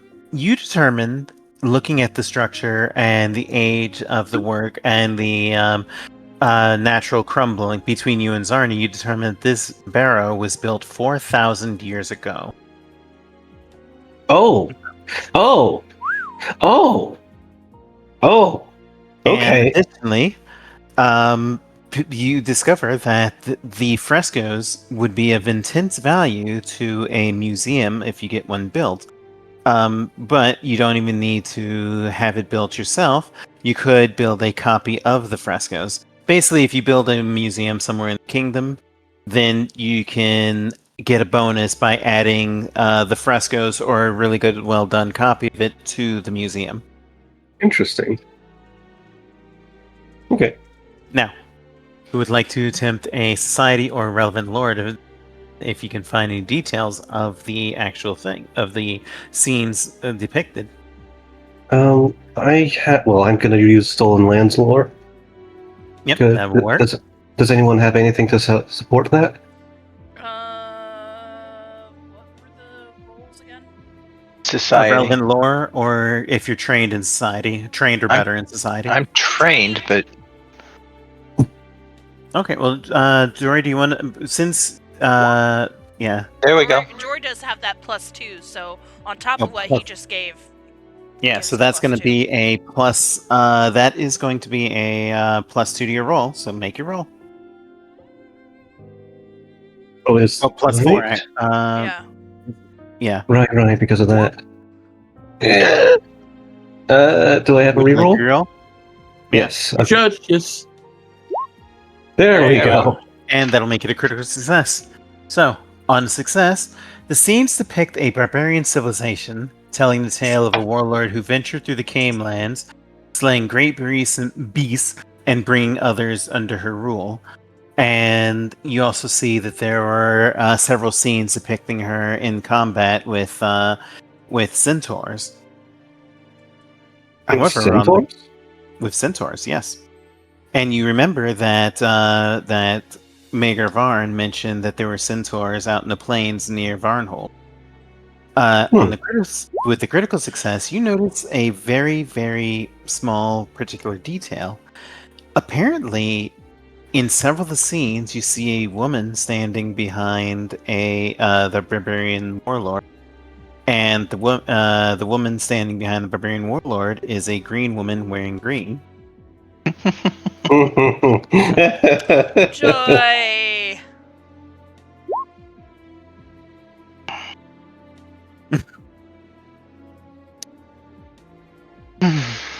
Are there any hidden hovels for hidey holes for me to thievery in?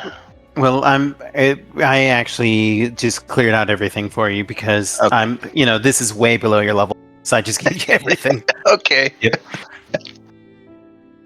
No secrets when you out-level things that much. I'm grabbing that ventriloquist ring because Yeah, throwing your that voice seems to be really good. being able to throw your voice around. Especially if Fun you were look. hiding under an invisibility cloak. You know what? You know what? Yeah, you're right. It's probably better for you then. It's up to you. You're Let's the keep hold in on. mind. Let's keep in mind that that's got a range of 60 feet. Yes. Yeah.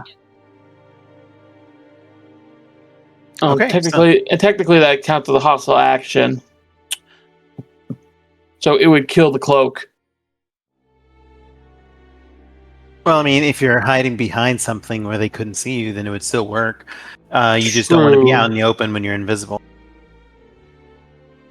All right. Well, I'll add that to Jory's sheet then. Sounds good. It is invested, so you'll have to use one of your invested slots.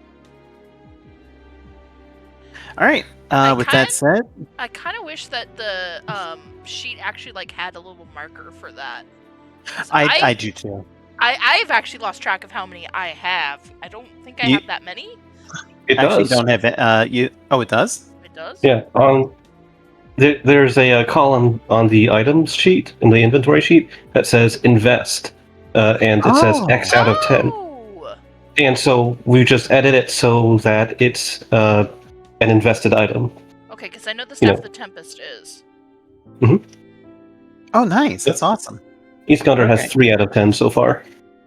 All right. So, with that said, it is now Rova the 12th. And that area is now cleared, so I will mark that as a cleared space. Where do you guys go next? Candlemere Keep. Yep. Sure. We're gonna get on our boat. I'm on a boat. Yeah. Let me see. 1, 2, 3. Yep, you can get there in one day. We want to keep Candlemere. Oh, yes, All right. absolutely. If we don't die here. Alright. Do you want to redo your spells on the way? Because basically you'll have to go there, and before you adventure, just camp out for the night. I will allow spells. But could I transfer the flame heart over to my sickle and just take the crossbow? You sure can. Alright. Because remember, the flame heart is literally just like a charm. Yeah. Yeah, I remember. Like that. All right. So. Hell yeah! All right. And I don't know how many bolts you have right now, but you have at least 4 cold iron ones. Yep. Yep. Let me check. You should have at least 12 right now. Yeah, I should have at least 12. So 12 normal bolts for cold irons. Yep. So it's total of Sounds 16. Because I By the way- currently have 58 bolts on my hand. So if you ever run out, Yeah. just grab them from Sojin. Oh yeah, Zarni, when I roll over your striking crossbow, it's only rolling 1 die. It should be rolling 2 because it's a striking crossbow. Oh shoot. Oh, yeah. Yeah, Ah, just thank change you. the damage die to 2d8 rather than... Yep. And the crit is also 2d8. Yeah, you know what? I can check it for you if you like. I think I got it. Okay. There we go. All right, cool. And the crit works as well? Yep. Sweet. Yep. Okay. And then I have Staff So, of Tempest. And a normal uh, staff. I think I should probably get rid of my normal staff now that I'm looking Yep. Yeah. at. We'll say that But she it has helps. sold It helps to walk with. we'll say that she's already sold it or given it to Var. okay. And by the way, you took, if I recall correctly, you took Jathel with you, correct? Yes. Yeah. Yep. Okay, cool. So, Candlemere Island, there we go. So, I did not. So I've technically got 3 weapons. Technically 5 if you include my teeth and my hair. One, including my tusks. I got one, Jathel needs to be 2, on the 3, 4, 5, 6. I like this soundtrack. Yeah. Also, never underestimate the power of the torch. Mhm. Whoosh. So, the next morning, so it's now the 13th. I'll mark that in the calendar because you had to camp out for the night because you were traveling all day. The following morning, actually, do you cook anything before you actually go exploring? Yes, I do. We are cooking up. Now, if I remember correctly, I believe Oh, great. a shepherd's pie. Seizure Trying to warning, remember. people. Sorry about that. No worries. There we go. No. That's true. Your shield is a weapon.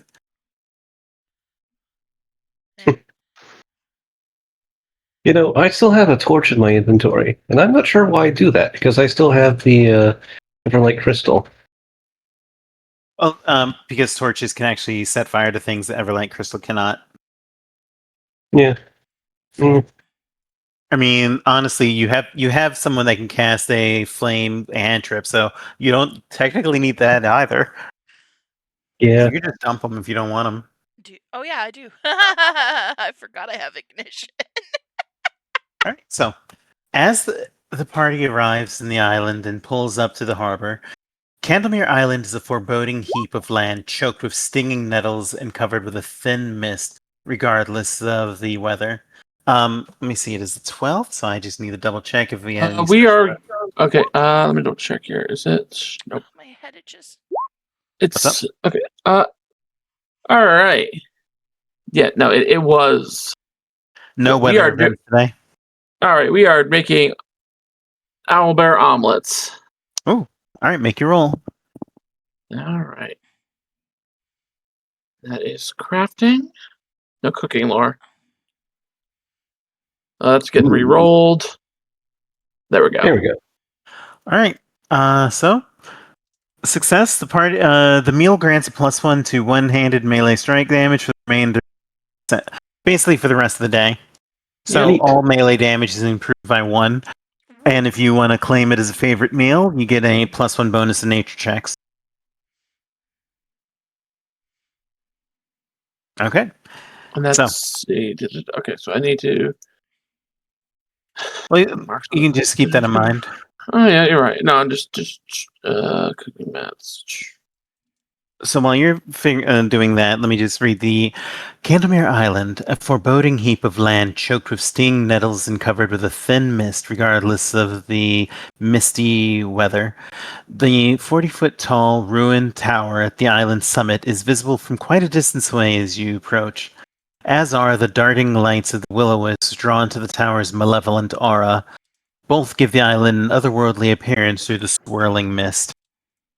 As you park your boat and tie it down, it's difficult to tell where the lake ends and the island begins, as the island is surrounded by dense tangles of reeds and greenish scum that floats in the still water.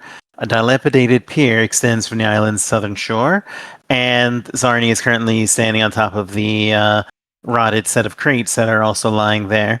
And so that you know, anything that is off the road basically counts as extremely difficult terrain because it's like that overgrown. So, as you And arrive, Yef can be in the water because Yef is shark puppy. that is true. So, Yes. what will the party do as you explore? Iskander's going to walk through the difficult terrain. And I say walk specifically because she's got the boots, the Chanel boots. Oh, that's true. So you're fine. So, for the sake of RP, I'm gonna have it that Yef is in her arm. Like she's got him like football style. Yes, it's football. Okay. So, question: are you guys doing anything as you're walking on the island, or you just up? I am just actively just sort of observing. Yeah, I'm scanning for danger, Yep. Okay. traps, And- etc. Jaethel is finished tying it up, tying up the boat, and then she's just gotten up, and she's currently looking over the crates to see if there's anything there. Meanwhile, everyone else. So anyone who is searching can roll perception. It looks like some of you have. So let me just see. Actually, can I do a recall knowledge about this island? You may. So we'll handle the recall knowledge first. Go for it. Very Stolen nice. Lands lore. Okay. So with Stolen Lands lore, on a 23. Where is it? Ba, ba, ba, ba, ba, ba, ba, ba. There it is. Okay. So you remember reading that apparently the ages ago, the area now known the Stolen Lands was under the control of warring group of Kelid humans, the vast land providing ample opportunity for cults with malign intent to hide themselves away. And the aura reminds you of the legends of one of those cults, of one of the of an outer god. Oh. Oh. Oh no. Iskander's not going to know what an outer god is, but she's going to explain all this to the party. Can Sojin just looks at Zarni. Can I do a religion check to see if a occult check to see if I know outer gods? Yeah, well, because you're an expert now, you do know what outer gods are. Very bad news. But what I was going to say, let's see, for the perception checks, who got above a 28? Looks I like did. Sojin. So Sojin, you notice that some of the grass, there appears to be grass that is moving, and one of them is unfortunately already wrapping its tendrils around Yildren. And let me just put him on. Oh my. Oh no! Sojin just like turns around, fires off a Well, bolt. we're gonna roll initiative. So Oh no! Oh no! oh, they rolled so poor. That's stinky.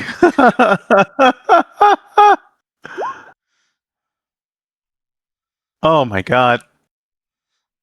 That was the stinkiest roll, I gotta tell you. Shamblers Alright, are weak to fire, yes? Let's see. I think Actually, we've come I'm across gonna them let you. before. Yeah, I think we have. You have, and let me just give me a moment. I have to pull up their sheet again. There it is. Yes. They are resistant to fire, Oh. but they're immune to lightning. Okay. Shit. But it's only minor resistance, so basically you can still burn them. It's just that it won't do quite as much as it should. Okay. All right. Yeah, if you hit them with electricity, it was that what healed them. Iskander, you're up. We learned that one the hard way. Okay. So I'm going to say that Iskander would have been walking out with her lance out, but seeing that they're facing against plant monsters that they faced off against before, they're weak against slashing damage, right? Let me see. You mean shamblers? Yeah. No, they're not resistant to or weak against. So basically, Oh. it's neutral. Okay. In that case, she's just going to use her lance, and she is using it two-handed because she is on foot right now. Lance, and she's targeting the one that's right next to her. Okay, and that'll hit. So that's 16 damage. 17 because 17, of the you're right. And then she is going to try and intimidate it. Is that a success or not? Let me see. You don't, because you have that ability, you don't have to be, that will be a success. Oh, sweet. I actually can't think of anything else to do. So I'm just going. Oh, wait. I'm going to try and trip it as well. Probably should have done this in reverse. Athletics. I'll roll that at a number 2. Yeah, I tried. No. Right. And I don't think you'd Yildren be has a able to. free action, so Yep. what's Yildren going to do? Just gonna stomp with his hooves. Go for it. Let's see, where did I put that? Oops. Oh, Hey! Oh, that'll hit well, actually. That's 12 damage. Stomp, Very nice. stomp. And that's my All right. turn. All right, Zarni, you're up. Haha. Frostbite on the one that's intimidated. Ooh. That's what kind of saving throw? Fortitude. Fortitude. So this -1. All right, so that'll fail on Ooh. air part. So that's going to be full damage, 17 cold damage. And glass shield. Whew. All right, glass shield is up. Wait, Sojin, you're up. what did that say about? Okay, that's on a crit. All right. Sojin is gonna grab a vine, flip on through, land back here, and go in for a cold iron stabbing. Go for it. Ooh, that's a critical success. So that's going to be 34. Was that as a finisher? No, it wasn't. So it is 34 So plus 37. 7. Actually, 36 because that gets doubled. So wait, Oh, yeah, 37, 40. So 40. Yeah, 40. Ooh, nice shot. And then he goes in for his actual finisher. And that will be a miss. Actually, because I still have confident finishers, I still do half the damage. So that, which is 6 damage. Okay, 6 damage. Excellent. All right, Very nice. Jory, you're up. Jory's going to give a primal scream of intimidation. Which one are you targeting? The one closest to me. Okay. That is going to be a success, so it is now frightened 1. And then pull out and use that. That's a good shot, and that's going to be 14 damage. And that was all 3 actions because I had to pull the weapon out. Oh, actually, because it's sneak attack, additional damage, so that's going to be 24 damage because Yildren is there. Yep, let's focus on Yildren. All right. Did Arf have anything? Yeah, I used 3 activities to change weapon and intimidate and attack. Because you're a beast trainer, a beast master. Oh, so he gets free action. one action, even if you don't spend an action.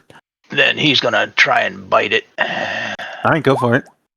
Nice. Woo! That's a critical.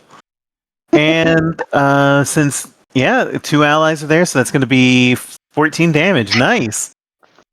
Good puppy. Good puppy. All right. Okay. So Jathel is going to wield her scythe. She is going to rush forward. And to there. And then she's going to slash with her scythe. Yep, that'll hit for 16 damage. 60. Nice. All right, and now it's their turn. So they're both at my frightened. So the one that's next to Jory is going to first attempt a. Oop, I was looking at the wrong sheet. There we go. The first one is going to do a vine lash. So basically, the vine lash is this. It makes a vine strike attack against each creature within reach. So that is, it has reach 10, so that's Jathel, Yef, Yildren. Yeah, so this is going to target. All of us. Yeah. Actually, it looks like Zarni is just out of reach yet again. Yeah. So, all right. Okay. This is the one that's going to be that's closer. I'm just going to roll once and compare it to everyone.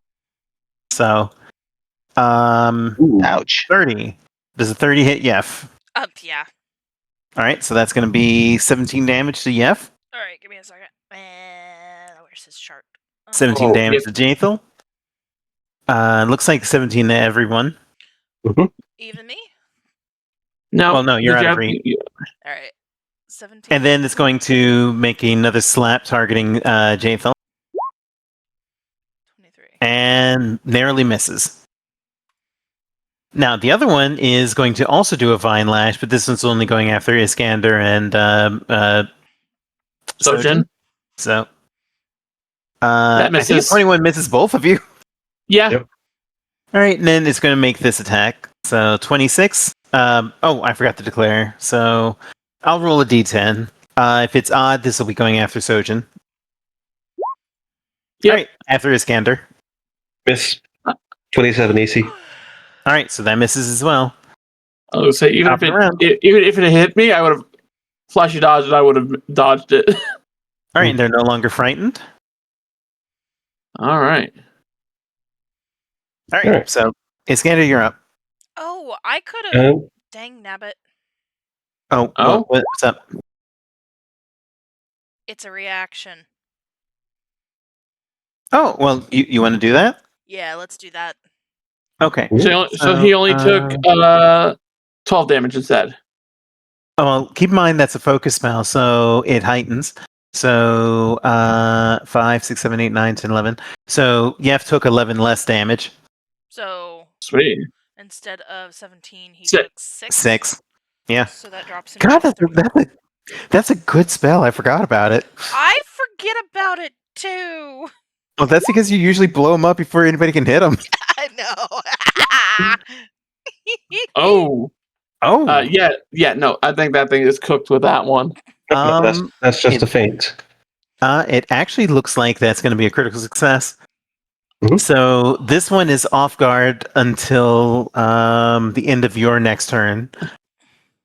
All right, and I am going to Thundering Lance two-handed. Oh, well then, No. You know what? This one's dead. very nice. And then Iskander's going to try and intimidate this one as well. Go for it. Intimidation. Frightened one. Oh, very nice. Nice. And then with his free action, Theodrum is going to attack it again. Hoof stomp. And that's going to be another. That's going to be another hit for Very 12 nice. damage. And that's my turn. Zarni, you're up. All right. Targeting the other one. Another round of frostbite. All right, Not so this time. I have to make a fortitude save. This -1. Oh, Ooh. it. All right, so it succeeds, so I take half damage. So I take 7 damage. Woo. And what other one action do I have? Can I cast Glass Shield again? You can, because Glass Shield wears off at the end of the turn. All right, yeah. All right, Sojin, you're up. Sojin flips on over, and goes in for a finisher using boarding assault.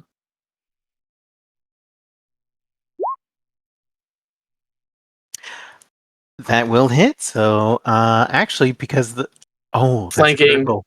That's critical. Yeah. So that's 34 plus 9. No, 34 plus 12. So 46. 46. Which will kill it. You also declared finisher, so you get that extra 9. That's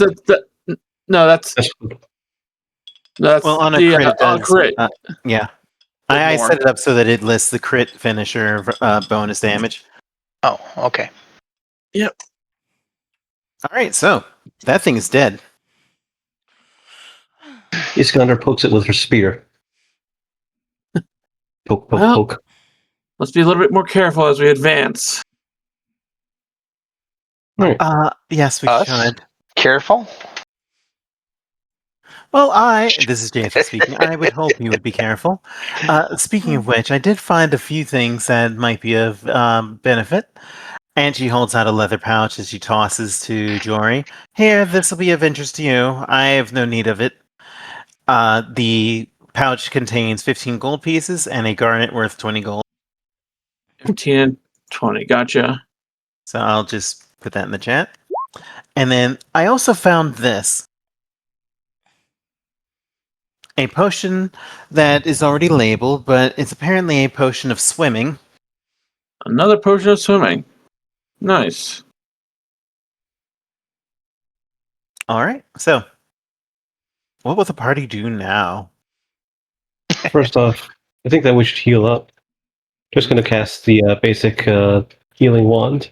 So Iskander's going to ask Jathal to step out of 30-foot range. Yeah, she nods and she heads to the boat and waits. Right. I think the only person who actually hit was Jory and his Jory dog. and Yef. Iskander as well, and Yildirim. So that's right. going to be 12 healing from the wand. Neat. That should top us off. Mm, And Yay. also, Zarni, since you're taking 10 minutes, you can regain your focus point. Yay! Okay. Yildirim's still missing 5 health, and Iskander's still missing 5 health as well. I'm still missing 10. Really? I thought I you got only hit took. twice. Oh, yeah. Sojin hands him off one of the lesser potions he has to get rid of. Like, drink it on up. There you go. Okay. So, once you do that, what will the party do now? Oh, moving on forward. Yep, we'll just keep on going forward. Okay. Keep on swimming. As you continue along, nettles and brambles cover the island except for the narrow, weedy path leading from the pier at the island's south end to the collapsed tower rising from the island's summit. In addition to thorny plants, there is a thin mist that makes it difficult to see the ground. It's not so difficult that you can't see where you're going, but vision is definitely poor here. And nothing happens as you approach the tower. So, as you arrive at the tower, it's a crumbling ruin that must have once been a large tower, but only a jagged stone cylinder about 40 feet tall remains. Rubble litters the ground outside the tower. The structure itself has only 2 entrances at ground level, a wide opening at the southeast and a narrow window facing west. Both lead to an interior choked with tumbled stones and weeds. A dark gap in the floor hints at a stone staircase leading down. The staircase is wide enough that Yildren could get through, albeit it'll be a little like squeezy. But you could head down. But looking down the passageway, you find that there is a definite dark hollow beneath. Like, basically, there is no lighting down below. What you're saying is that this is the darkest dungeon. It is the darkest dungeon. So I'm assuming. All right, you're going to use the Everlight crystal on yourself. He's actually gonna slap that onto Yildrim. I mean, it makes sense. Well, All right, well, it's well. Actually, I'm honestly considering not bringing Yildrim in because, like, All right. if that staircase is far and Yildrim slips, that could be deadly. Fair. That's true. It's up to you if you want to leave him outside. Yeah, I'm going to do that, and you can still do that for the dog Arf, I think. You If could, Arf is or you willing. could. Since it's a Everlight crystal, you can attach it to any character's packs so that it'll provide illumination from that character. Yep, we'll have the dog. We'll have the dog be a beacon. All He right, fixes so it to the collar. leaving You Yilton. just made him a target. What are you talking about? With you on top of him? Yeah. Any light source in a dark dungeon is a target. You're not And you wrong. are a weapon, good sir. It's either that or I use the Oh, I'm not objecting. I'm just pointing out what's happening. Hey, Fair enough. Before we actually descend into the dungeon, can we take a quick BRB? I gotta go. Yeah, Yeah. the good Yeah, sure. good little break. Yes, yes. Thanks, Because guys. something's going to happen. My insides are not happy. BRB. No worries. So, is there anything worthwhile in the rubble up top? I'm sorry, what was that? Is there anything worthwhile picking up in the rubble at the top of the stairs in the tower? You actually, because you're searching around, you do find something. Oh boy, I know somebody's about to be really happy. But as you search the stones, you find a small kukri that seems to glow with a particular hunger. And Jathel, it seems to glow with a magical power to it, and it has a an eerily shimmering crimson blade. Jathel offers to examine it with her magic. I have no objections. No objections. Is that something that I could boost with guidance? She has a spell prepared, so she doesn't need it. She has a cantrip for this. So Gotcha. she spends about 10 minutes examining it, and she hands it back and explains, "Oh, Iskander, this should not go in your hands. What is This it? is What's a it do? bloodletting kukri. Specifically, it like other kukris and magic weapons, it does bleed damage when you critically hit with it. However, the bleeding effect becomes stronger if it injures a humanoid Ooh, within the past what is 24 hours. this? So the more it injures, the stronger it makes you bleed. Exactly. Basically, if it injures a living being, which means not me, then it will improve the bleeding effect for an entire day. Additionally, however, it does make one sick if they are What? one who what's the best way to say it? Someone who is bound by laws shouldn't wield this because it weakens them. I understand, but this does Basically, mean is that the perfect weapon for you, or are you too attached to your scythe? well, I could use this, but I would rather. Urgathoa does like Urgathoa's weapon of choice is a scythe, so I wish to wield it. I understand. Very well. Let's Sorry, just I keep stepped away going for a and second there. Basically, just to answer yourself, Jory wanted to investigate the tower before stepping in and discovered a hidden stone that, once he pulled the stone out, had a little hidden satchel that had a bloodletting kukri inside of it. All right, I will. So it's a +1 striking kukri. that when you score a critical hit, will do bleeding damage. And if they weren't already bleeding, then the wielder gains temporary hit points. And the bleeding damage becomes stronger if it injured a living humanoid within the past 24 hours. But it weakens basically lawful characters. So if Iskander touches it, Iskander becomes enfeebled 2 for 24 hours. I think I would rather not do that. Yeah. So I think honestly, I think you're the only lawful character in the party if we're being realistic. Yeah. Fair enough. Because yeah, no, I'm not. I'm neutral. Well, Neutral. what matters is if you're lawful, then you take the penalty. If you're neutral, no, I'm not. Fuck, I'm not. I'm not lawful at all. Yeah. I would be considered chaotic neutral. Yeah. So At best.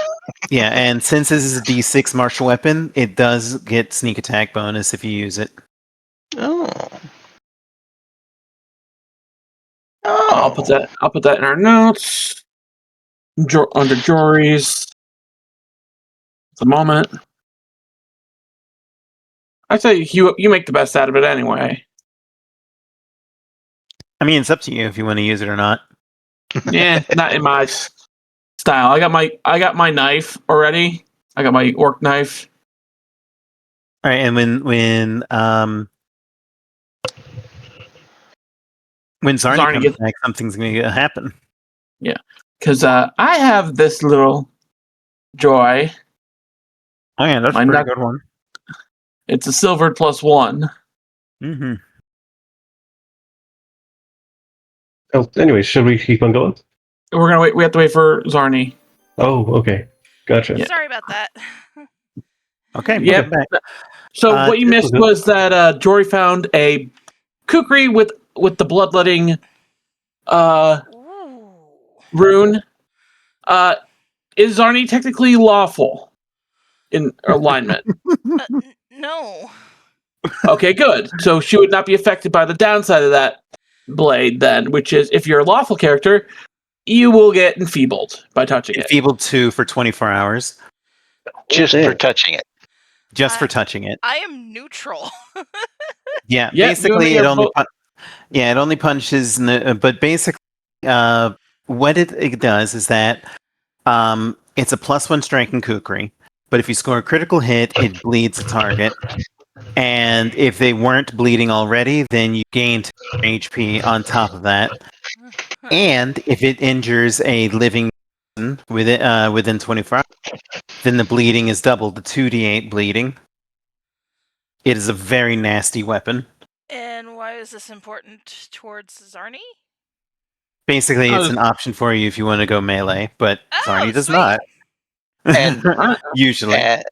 And if you bleed a target, you gain 1d8 temporary hit points.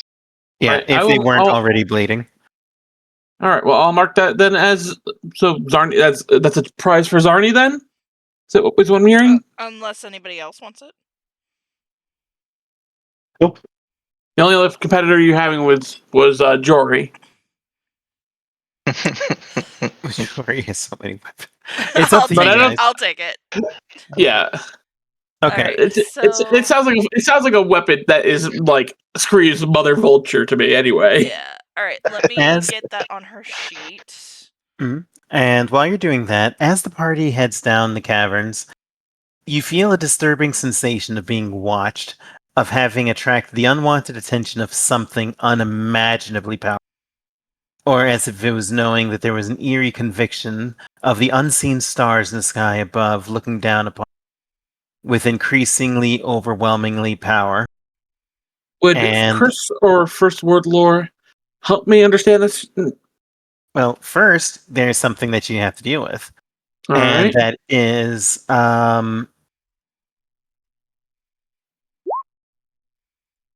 so unsettling orc superstition will help.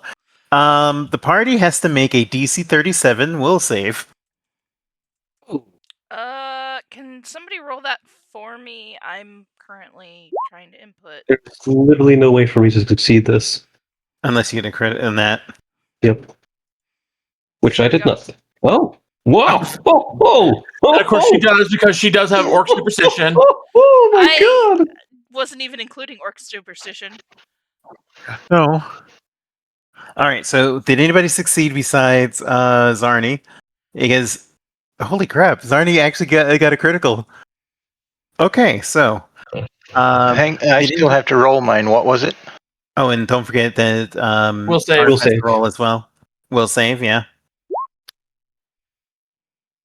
All right, Nope. Jory critically failed. But doesn't Gutsy Halfling do anything for that?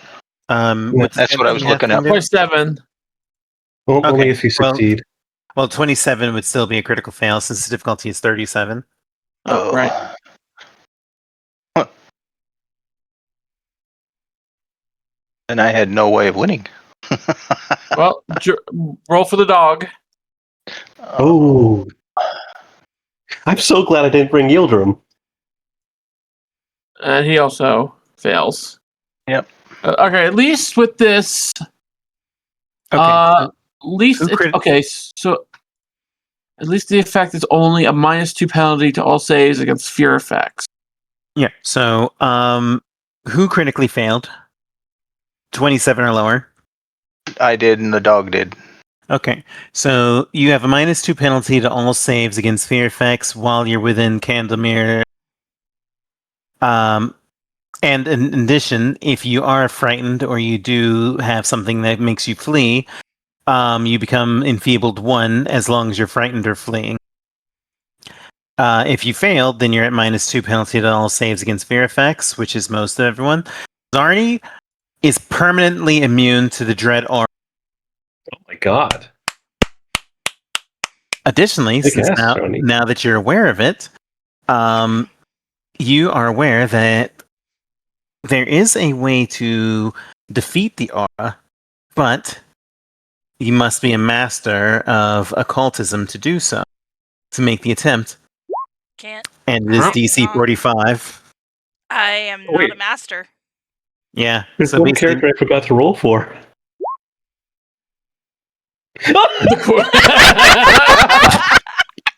Of course the quill succeeds.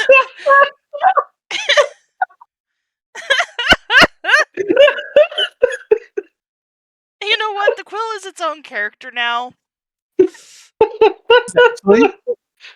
all right. So now that would be a fail, but it's been upgraded to a success. So the quill is immune to the dread aura for 24 hours. Oh, that is dumb. That is the silliest. Oh my god. This is silly. All right. So the party heads down the winding staircases, and eventually you find yourself in the basement. You find yourself entering a low chamber that has a steep staircase leading Oh, up. wait, Jaethel didn't roll. Oh, you're right. Jaethel has to roll. Let me do that real quick. Though I feel like she would be immune to this because of her nature. Unfortunately, she's not immune to it. Never. Yes. I called it. I called it. Oh my god. What is with all this critical success? Oh my god. This is the silliest. Oh my god.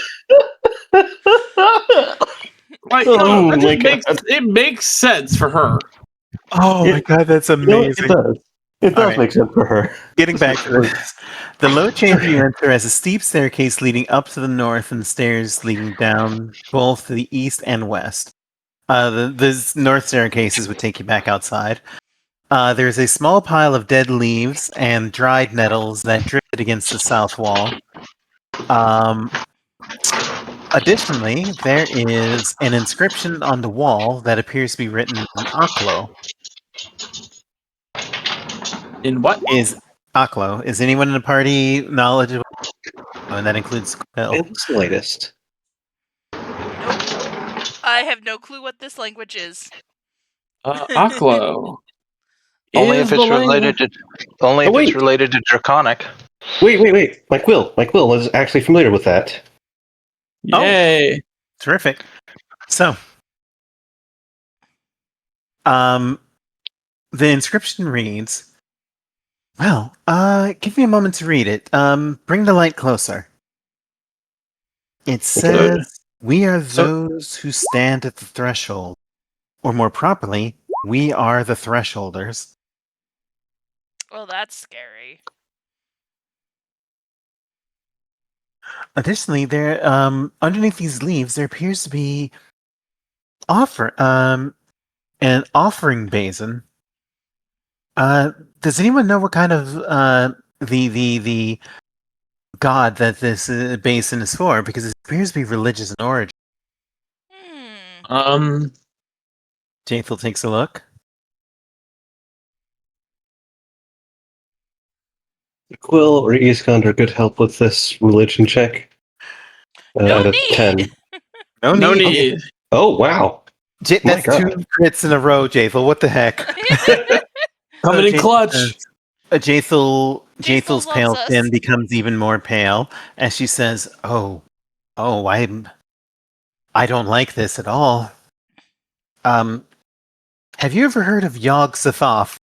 Yes. Never. Uh, one of the greatest of the outer gods, along with Azathoth. Apparently, they embody all of space and time, existing in all places in all moments, simultaneously. However, they're unable to manifest in the mortal universe unless summoned. Zarni, I'm out. I think we should not summon this god. I think Zarni that's a would good is. I idea. am out. I am outie 500. Bye. I would certainly agree, but do we wish to explore? Because this does look to be old.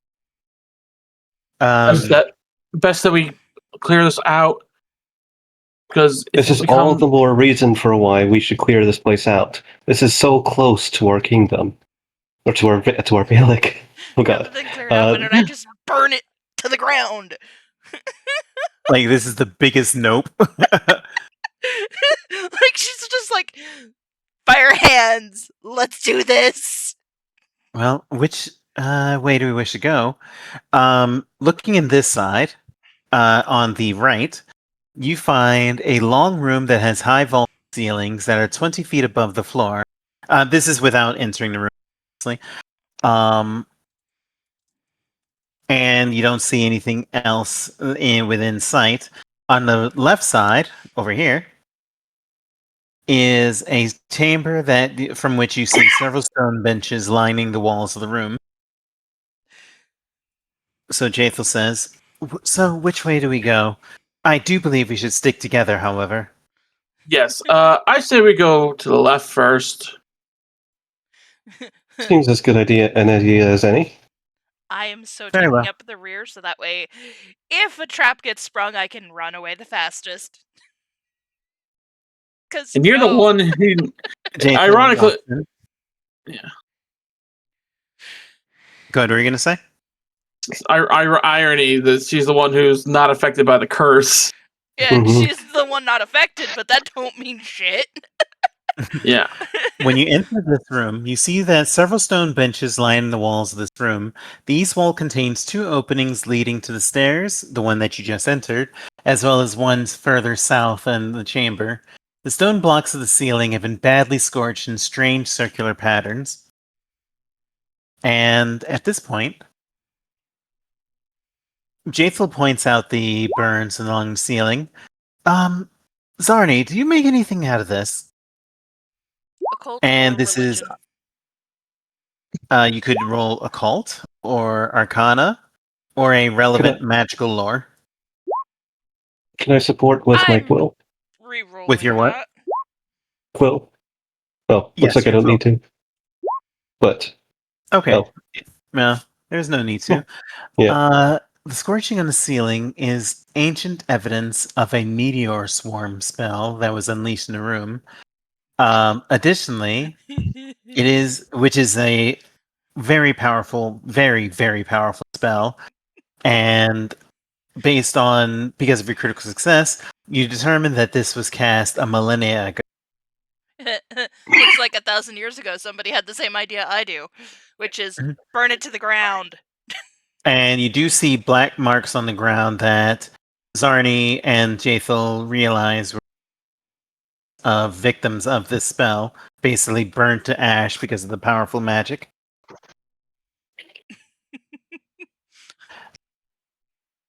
Sojin and Jory look at the benches and notice that there is a strange grooving in the middle. And basically, it's kind of a inward groove kind of thing. And it occurs to them that all of these benches are people length, so it's very likely this was a resting area. But for what? By the way, everybody gain a hero point. Okay.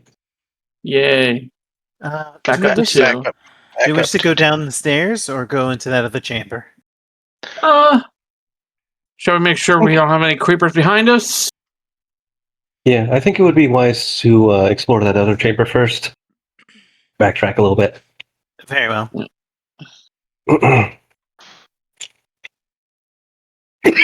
No, Oh, are you okay?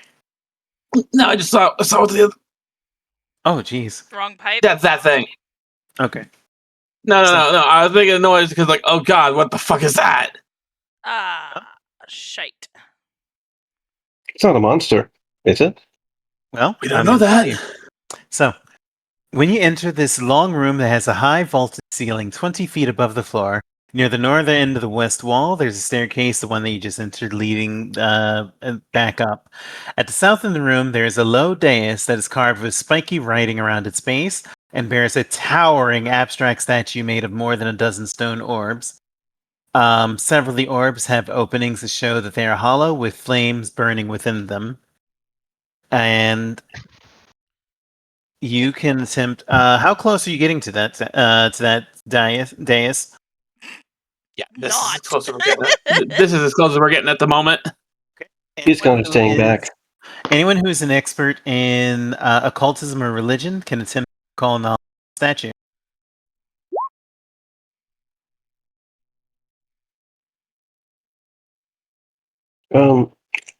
Is That Mike leaves me out. Yep. Is Mike well trained or expert in occultism? Expert. Okay. Okay. So, between the two of you, you determine that the statue is a representative of Yog Sothoth. And Jory, because of your exceptional mastery, your and Sojin, Iskander's mastery of perception, you notice that there appears to be a small, dusty door hidden behind that statue. Oh no. Beware what's behind that door. What will you do? Okay, shall we open it? See. Normally I would say yes, but this place is giving me the creeps. There Sojin. is a inscription on the statue, right? There is. Can my quill read it from here?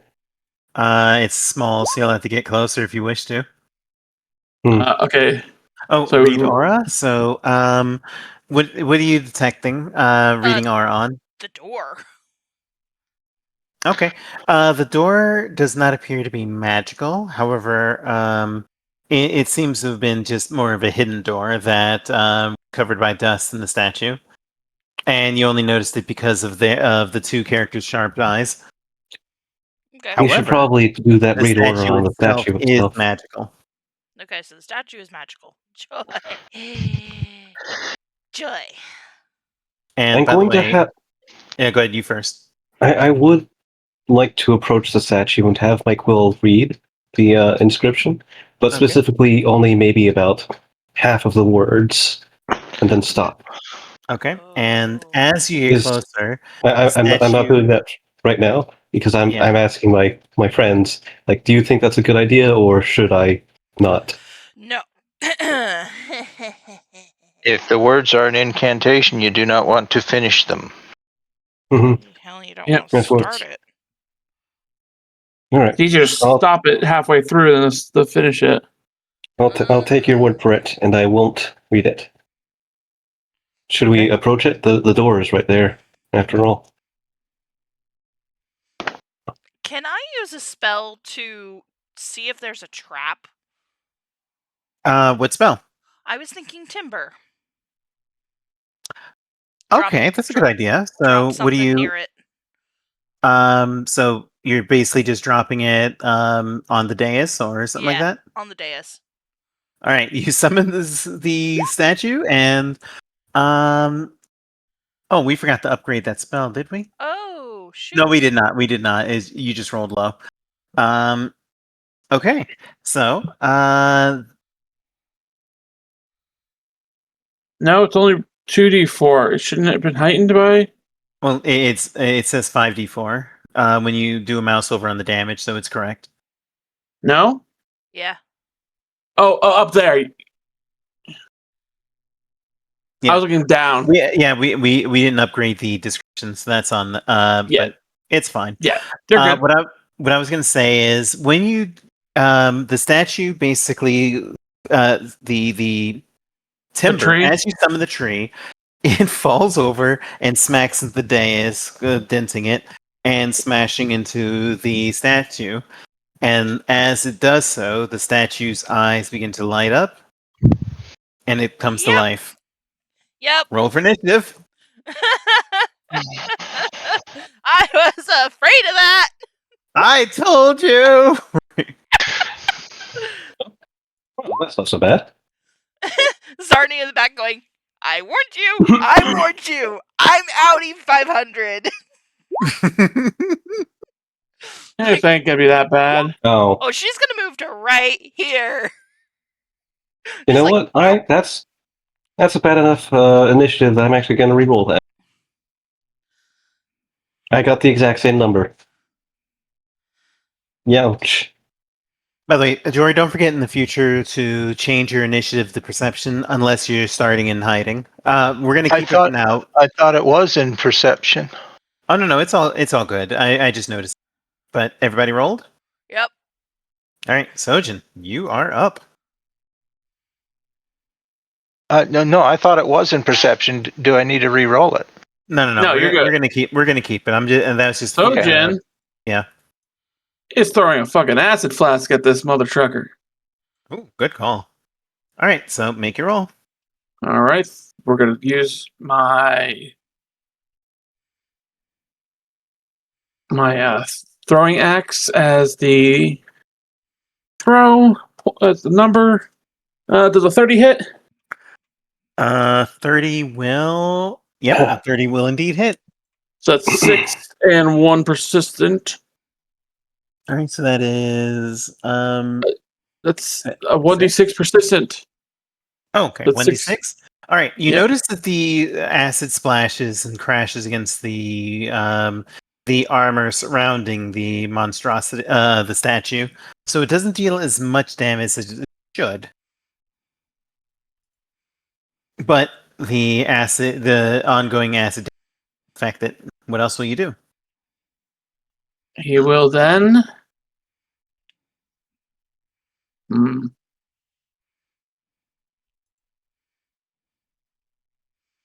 He is going to use his next two.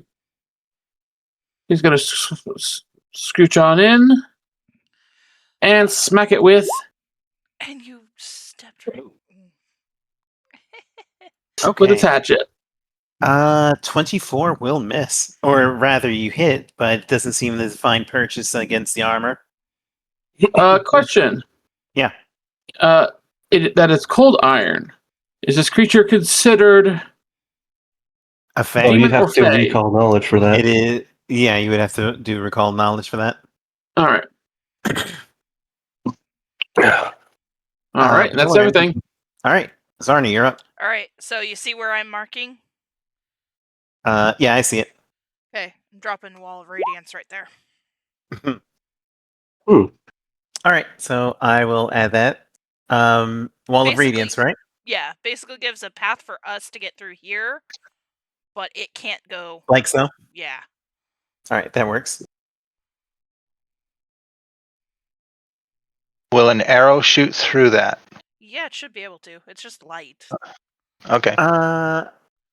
Yeah. It looks like that it doesn't. You can still shoot through it. Okay. Okay. Cool.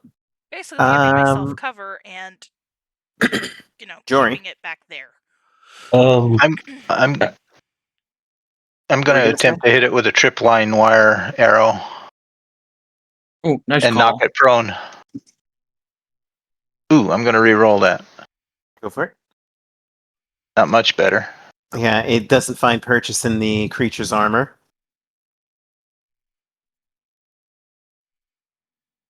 Okay. Iskander is typing, so Well, I'm going to switch arrows as an action and just use regular arrows. Where did it go? There we go. creatures adjacent to the wall are dazzled. Ooh. Yeah, sorry. Okay. What is I think dazzled dazzled? is -1 perception, if I remember right. Okay. Yeah, it's minus. Let me take a If look. vision is your only precise sense, all creatures and objects are concealed from you. So basically, they have to roll a DC 5 D20 check to hit while they're dazzled. But if you step away, if you're no longer adjacent, then it doesn't bother you. So, like, if I move here, I should be good? No, you would Or need I to have move to- one more. Okay. You'd have to be, yeah. right here. Yeah. Yeah. All right. Or here. So is Oh, that? yeah. So that's it for you. So Jathel's going to take her turn. Jathel is going to call out. Are we staying or are we going to flee? Because that thing doesn't look like it'll fit through the doors. I'm kind of Let's entangled try, with it, so let's try fleeing, I think. Zarni, I told you. I told you. All right. So Jathel will leave the room, and now the giant statue's turn. So the giant statue is going to creak and whine as it looks to be a humanoid statue, and its glowing parts basically creak and whine like stone grinding against stone as it reaches down and is going to attempt to reach out and grab with its stone fist targeting Sojin. Sojin. Yeah. Now, I need to check what concealed does because this might be a problem for you. No, it won't. Swashbuckler, mother trucker. That you conceal from. Ba-da-ba-ba-ba-ba. Okay, so yeah, it doesn't affect you. It just affects you hitting it. So Yeah. it's going to attempt to grab at you with its stone fist. 24. All right. That ensures that I'm away. Yep. I'm gonna flashy dodge out of the way. Okay. And you gain panache. Yep. So then it's going to attempt to grab at you one more time. Oh crap! Where is it? There it is. It's going to attempt to grab at you one more time. That misses. Ooh. And then it's going to reach into a brazier that it's holding in one hand and throw a flaming coal targeting Iskander. And that misses. Okay. So that's It also takes a d6 of persistent acid. Yep. So So the take another- acid melts away at it, and I have to roll a flat d20 check to see if it recovers. It does not. The acid is still affecting it. All right. So, Iskander, you're up. I would like to do something a little bit strange. First off, I'm just going to move my 20-foot movement back to the store. Can I throw my harpoon at Sojin, have him catch it, and then reel it back in? You know, if Sojin, I like that idea. Sojin, are you up for? Are you willing to do that? Yeah. Okay, so make an athletics check. All right. Athletics. Oh, Well, this is just for Iskander. Oh, That will be. I thought No, I no. was gonna say, Basically to I see if thought. it's close enough that you can grab it, because I'm assuming you're using your reaction to grab it. Oh yeah. All right, that will be enough. So Sojin grabs it, and you spend an action to pull Sojin back. All right. So I can pull to the other side of the wall. I'm Okay. assuming, right? Yeah, because it's half his movement. Yeah. Yep. So Sojin, you're up. All right. Sojin.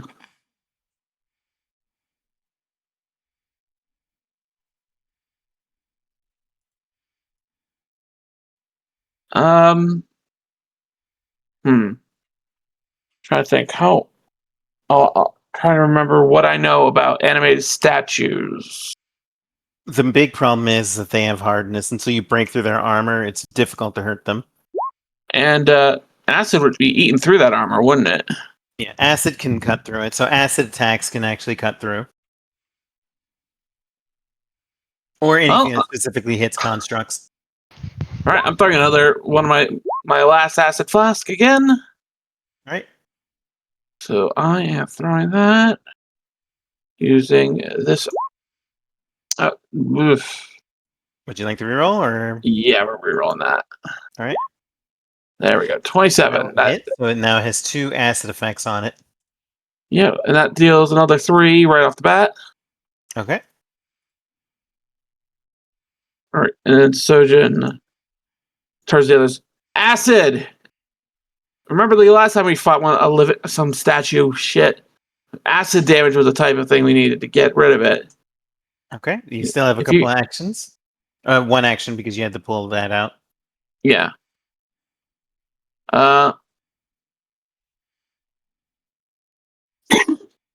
He is going to.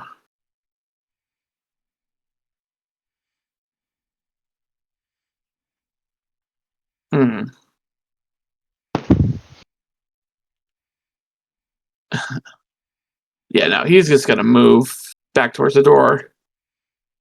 Okay. There we go. Zarni, you're up. Okay. You can squeeze past me too.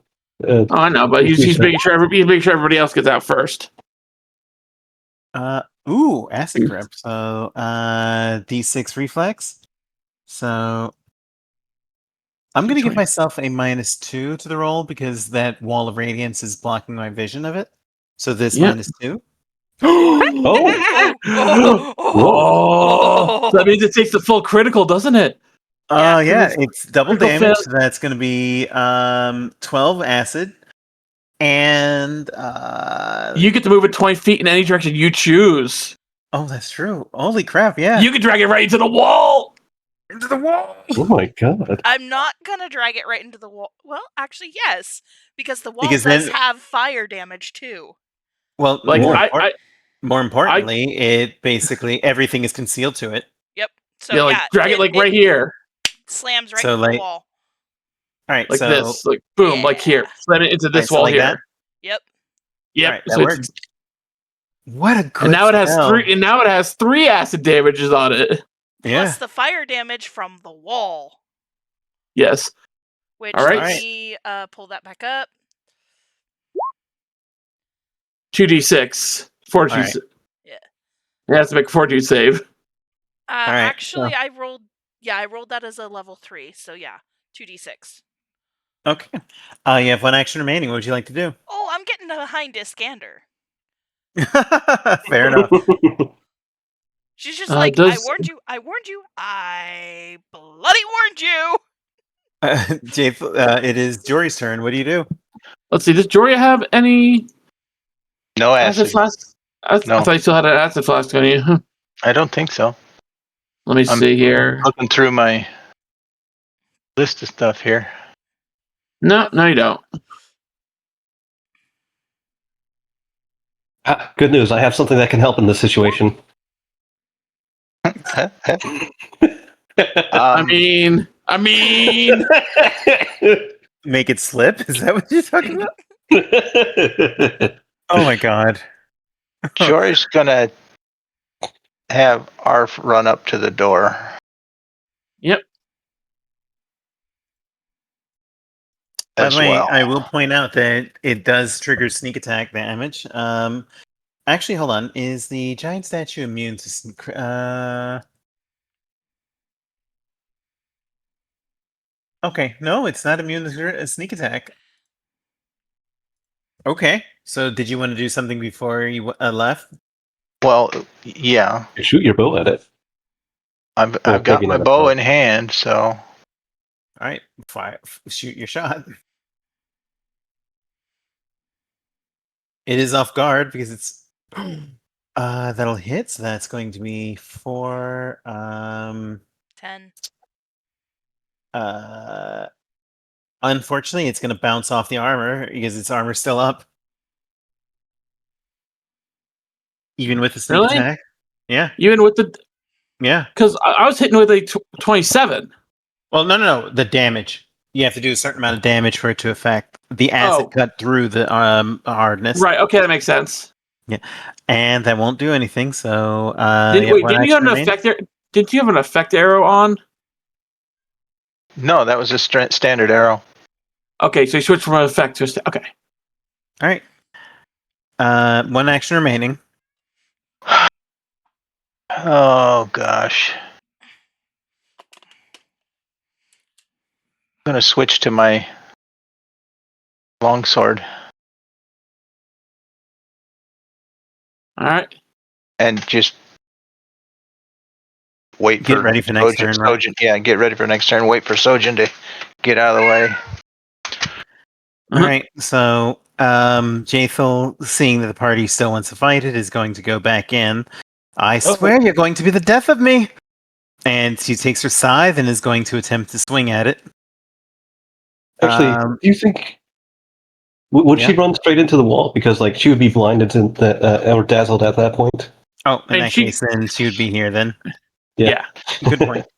All right, but she's using her blessed swiftness basically to give her that speed boost that she needs to actually get in, and she'll swing with her scythe. But we were retreating. Ooh.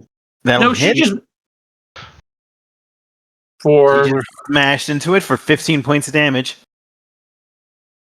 so okay. So that means it has a hardness of 10.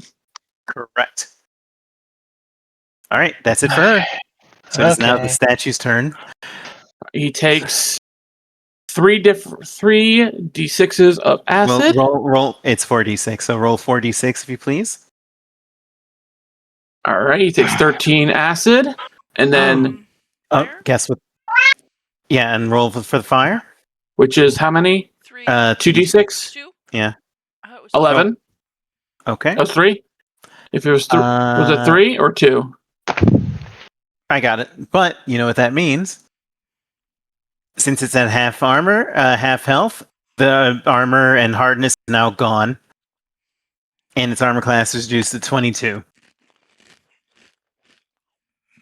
But it's going to reach down with its fist and attempt to grab Jathel, but I have to make a flat d20 check to see if I can hit. Okay, good. I beat it, so I'm able to swing down. Oh no! Holy shit! So that's going to be 30 damage to Jathel, and it's going to grab. So this is an athletics check. Thankfully, she's able to slip away. It's going to attempt another grab, miss, and then one more. It will attempt Actually, it's going to attempt to launch flaming coals at Sojin. So flat d20 check. All right, so I do have a chance to hit you. And a miss. It's a big miss. All right, Sojin just like deflects it with his axe. Iskander, you're up. Okay. Iskander's gonna shout, "I did not tell you to run back in here!" The armor's down though. And then she runs Look back what in I did. there. It's calling me the can opener. No, I'm joking. Okay. And she is standing behind Chathal because she is terrified of the statue. But she uses her she swaps from her what was she using before? I thought she was using her lance before. Yeah, you were using your lance. Oh, in that case I don't have to switch. Okay. Lance. Two-handed. Also, She is first going to do a feint attack against the statue. Okay, make your roll. Deception. It's still dazzled. Isn't it? Oh yeah, so critical success in that case. Very Uh-oh. nice. This is bad. And bring Lance. There we go. That's a critical. Also, who So that dropped is. Jeff? I added Yef because I forgot to put him down. Oh, I figured Jeff had stayed behind. Oh, did you want Yef to stay behind? Yeah. All right, so that'll be 26 plus 10. Because of the sonic damage gets doubled as well. Oh, well, you know what that means? It glitched. Is it How do you want to do this? Oh. I guess that's... Well, I'm a very, very simple person. She pierces her spear through the chest of it, and it explodes. All right, and the statue crumbles into dust as you smash into it with your lance. Iskander's just like huffing and puffing. She's more terrified than she's ever been in her life. And the wall. Sojin hands a. Oh wait, no, I don't have a potion. The potion for her. Damn it! Don't worry about me. I have my own potions. Are any of you injured? Honestly, no. Iskander just like starts patting herself down. No, I'm fine. All right, Just so shaken. she drinks 2 of her 3 potions to get herself back up to full. Well, what now? Through the little door. Just keep on doing what we've been doing, exploring. Okay. So Sojin. Shall I check it for locks and? Sojin's about to touch the door. You're right. That is a smart option. So, Jory, go ahead and make a perception check, and then a thievery check.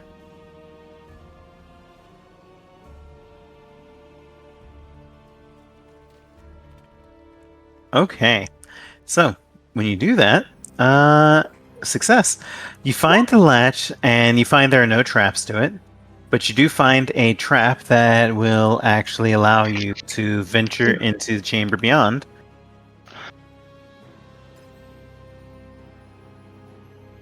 And it opens up with a creaking on. So, will you head in? That's the job. Okay. Jathel will follow. Of course. Zarni's taking up the rear again. Okay. And once you head inside, you find the air in this room is particularly stale, and thick layers of dust lie in heaps on the floor. Stone shelves in the walls hold fragments and pieces of long since crumbled supplies, but here and there, something whole seems to remain intact. From your best guess, it seems that this room, and there is a door that has a lock that you can open. So I'm going to go ahead and But, yep, so while I do that,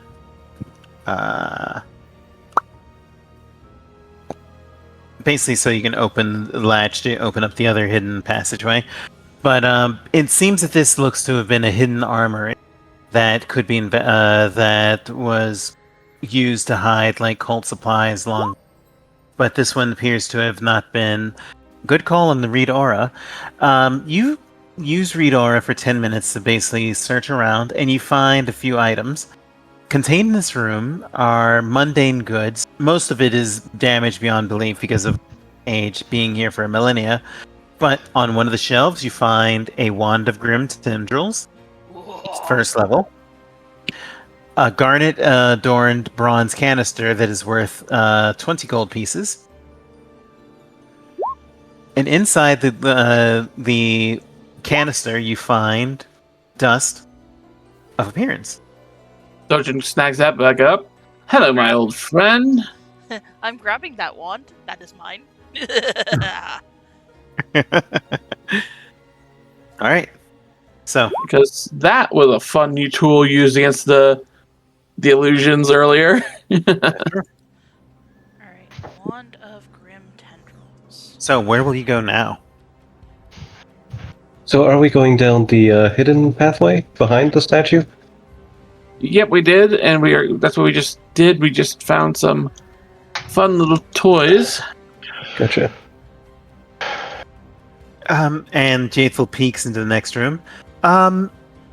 by my mental map, it seems that this chamber is the one that remember the large passageway that we found earlier?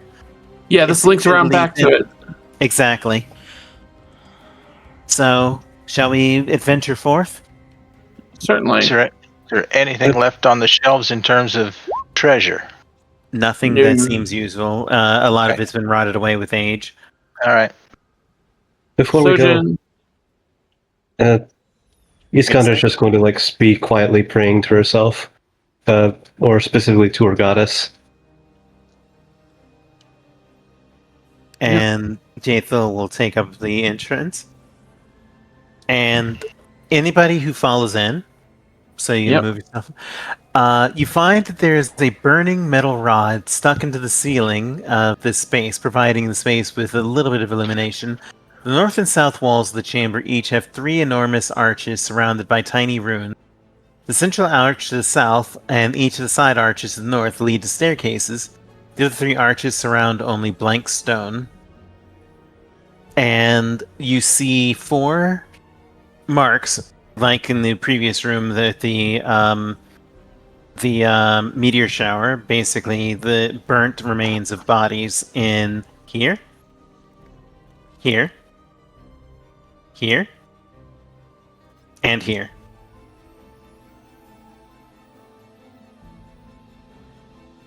What will the Interesting. party do? Sojin is just gonna examine the walls just to make sure there isn't anything sneaky hidden here. So perceive. Woof. Anybody else taking a look just to make sure that there's nothing crazy? Looking for more traps. And I'm clueless. Well, Sure you don't want to re-roll that? so the glow rod that you have on art is also like hanging from the ceiling. That's basically what's giving the room this illumination. But both of you, because you are looking around, do see several shapes that are coming up from the bodies, the burnt sections that seem to be looming closer to the party. We got Oh, company. lovely. Lovely, gently. And because you notice them, they have to roll with perception. So, roll initiative. Oh joy. Oh joyous day, oh fraptious day. Especially since one's right next to you. Was that really where you wanted to be? Well, You gotta deal with it. All I can say is it'd be hilarious if you just zapped it. Jaethel is fucking on top of this. Holy crap, Jaethel is. Sounds like Jathel's gonna need to rush south there and slap that thing. We were like genuinely so lucky that we brought her along. Oh yeah. Yeah. I know what Jaethel's. Oh my god. Except she Oh can't my follow God. instructions.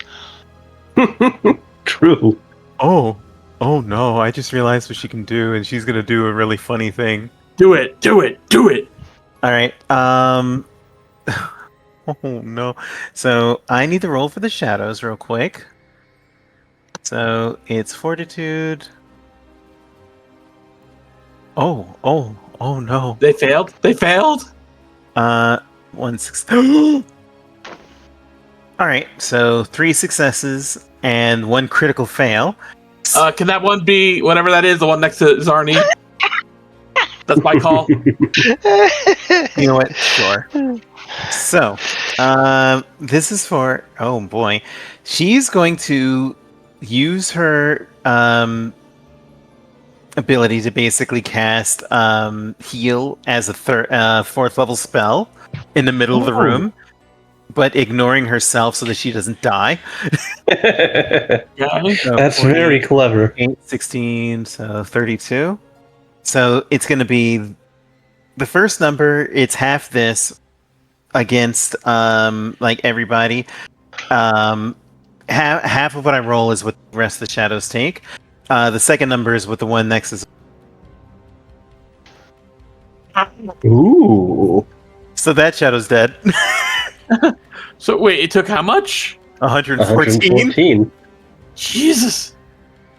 And hold on, I need to check. Is it weak to Wait. radiant?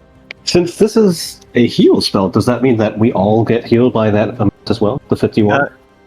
Yeah, we If would. Yeah. Sweet. So I need to check the shadows because I think she. Did she just overpower kill them?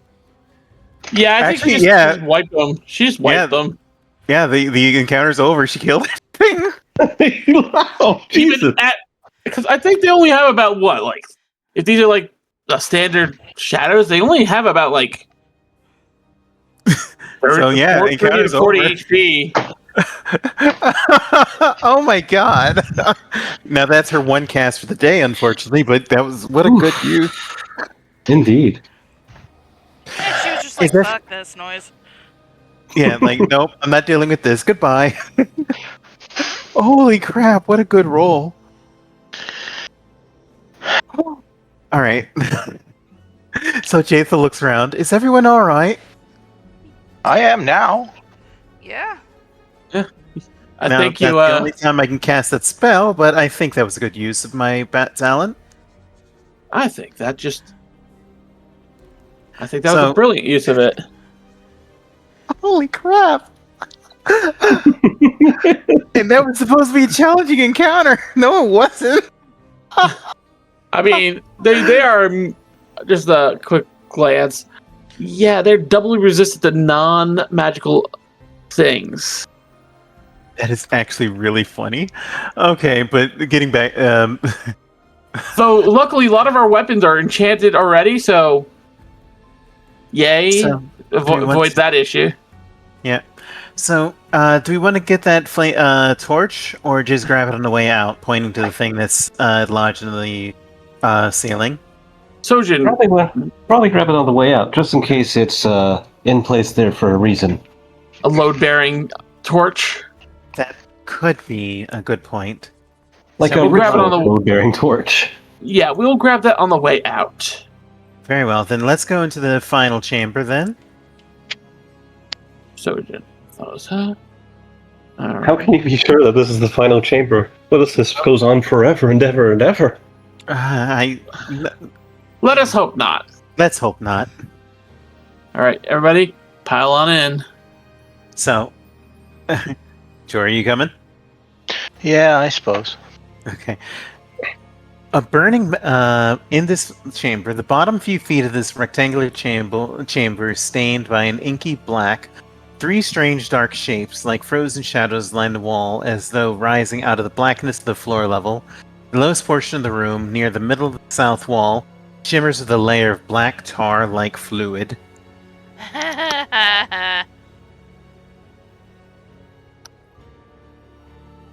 Jathil immediately says, I don't particularly like this. No, I don't. Can we fight it? We could examine it. Do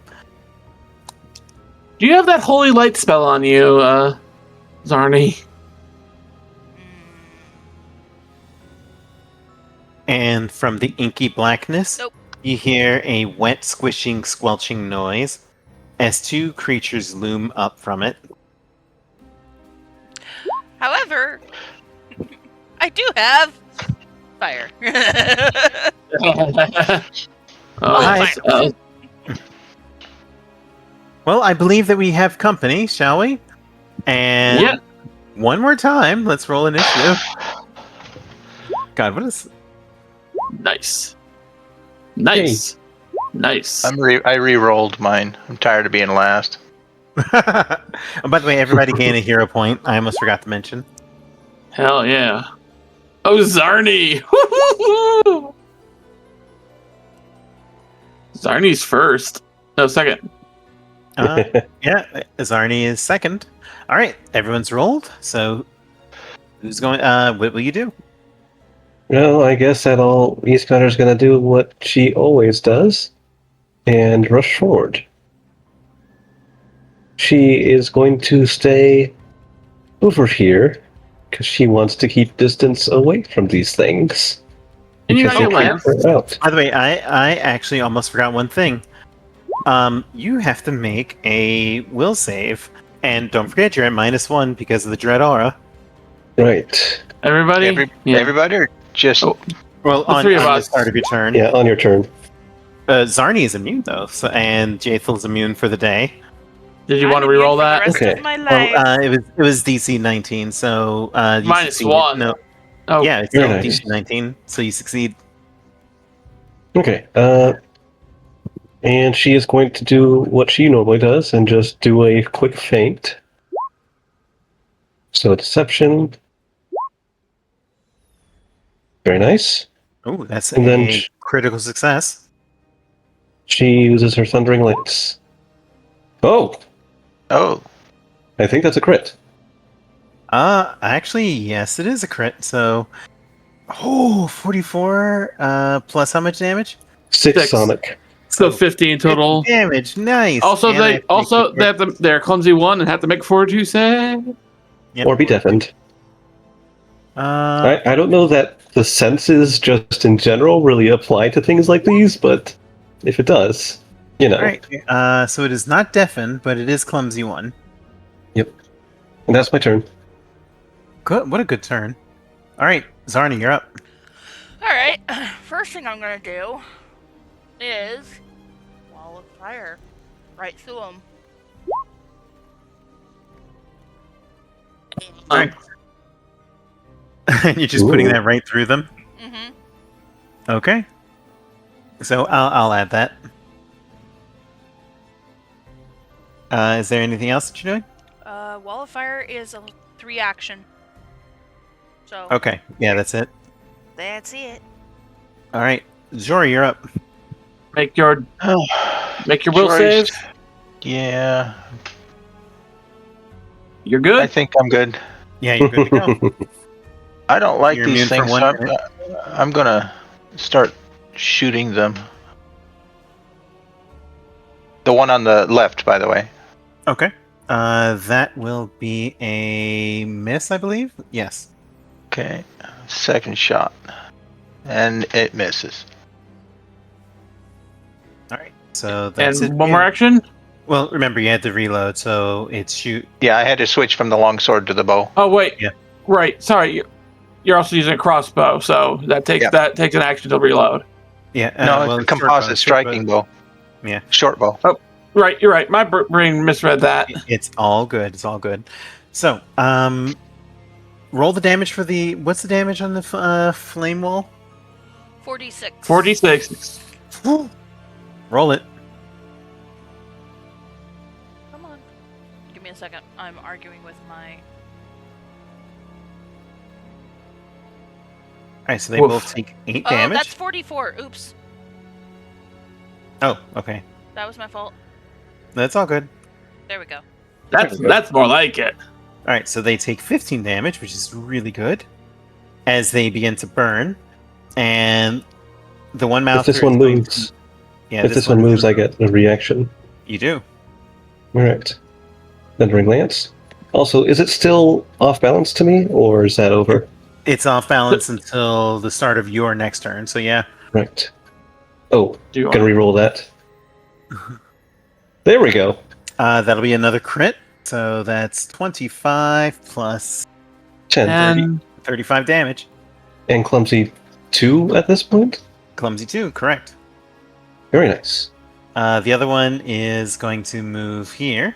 Actually, because I got a crit, on reactive strike, if I get a crit, I think. no. Okay, never mind. You just it has to be a manipulate action, yeah. Right. All right, so it's going to use its first action to try to bite at Iskander. Mhm. Total Miss.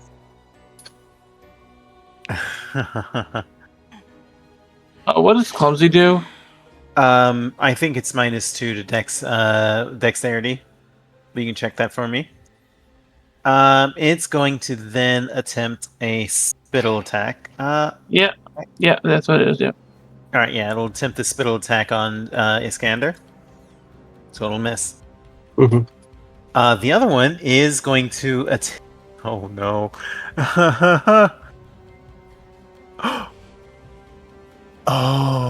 Oh no. it's gonna try to engulf. So this one is going to move through everyone's space. Everyone make a reflex save. Oh my.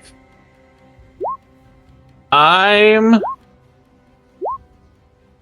re-rolling See. mine. Yep, go for it. DC is 22. Yeah, I am more than good.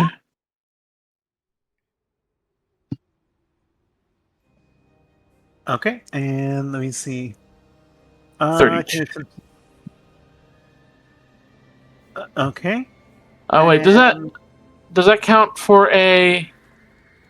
Yeah, actually, I get to make a Well, it looks. Yeah, you do get an reflective attack strike. opportunity. Yeah. All right, since I had my hatchet in hand. That'll hit. So that's 13 damage. 16 damage. 16, yes. All right, and that's it. Looks like everybody succeeded, so it didn't get to swallow anyone. And thankfully, it's wait, kind of how do you end up over here? It moved through everyone's space to try to swallow someone. Okay, Yep. so it basically just went around a circle. Okay. Yeah. So it's gonna move. She's gonna move here and is going to say, "I am so sick of these disgusting foul creatures," and kills that one. Oh. Nice. And then she's. I'm just gonna move that over here just to get out of the way, and it'll move. All right, Sojin, you're up. Sojin's gonna boarding assault, flipping over, landing here, and calling this a finisher. Ooh. That is a critical, so that's 23 plus 11. So 35. Nice. Wait, yeah, 35. 28. It's a 28, not a 23. Oh.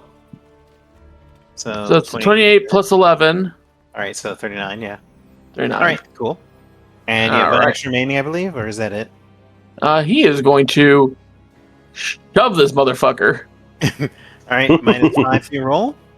Let's see, that is a athletics versus fortitude. Yep, -5. So let's see what you get. I'm re-rolling that. There we go. I'm back into the fire, I'm assuming. Yep. All He right. basically just punches it into the, like, throws it into the fire. Iskander, you're up. Okay. She faints. Actually, you know what? Just to mock it, I'm gonna try and intimidate it. Go for it. It works, Oh. I'm pretty sure. That does indeed work. Frighten one. Faint. Deception. I tried. Yeah. And Lance. That is a critical, which will kill it. So, Iskander stabs into the gibbering mouther, basically sending it to, like, crashing. And Also, you're very quiet right now. Oh. Is this There better? we go. That's Yes. better. Okay. So, you smash into it with your lance, sending it crashing in the ground with a big wet squelch, ending its existence. And I'm assuming that the party is going to take a little bit of a moment to wait till the firewall disperses. Yep. And what will you do? Examine the room. Make sure there's nothing left in here. Well, actually, since the party is going to be searching, and Jory is already really trained, you search and you find the vaporized remains of whoever chamber a long time ago, 1,000 years ago, and you find most of the gear is burnt except for a single ring.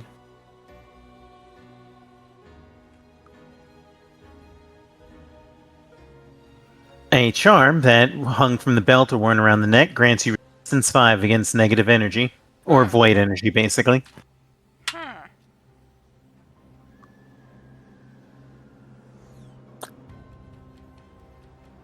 Okay, I will throw that in the group funds. For later, And- we'll figure out who gets that one later. And all that remains is that there is that inky portal blackness in the center of the room which has a symbol that you can just very faintly see. And because we have several people trained in religion, you identify it as a symbol of Pharasma. Of what? Pharasma. I'll put it in the chat. One moment. Yes, please do.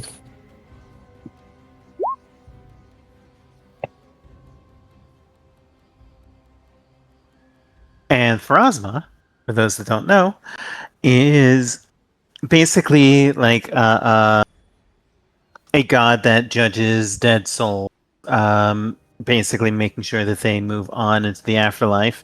So it's kind of like judging souls on scales kind of deal. So a So lot is like that Anubis? Anubis, that's what I was looking for. is the implication here that this is a portal to the afterlife?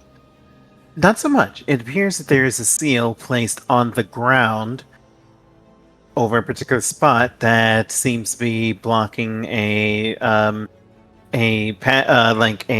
trap door leading down below that is shaped like that is in the symbol of Pharasma. And Japhel does not like this whatsoever, and she backs away.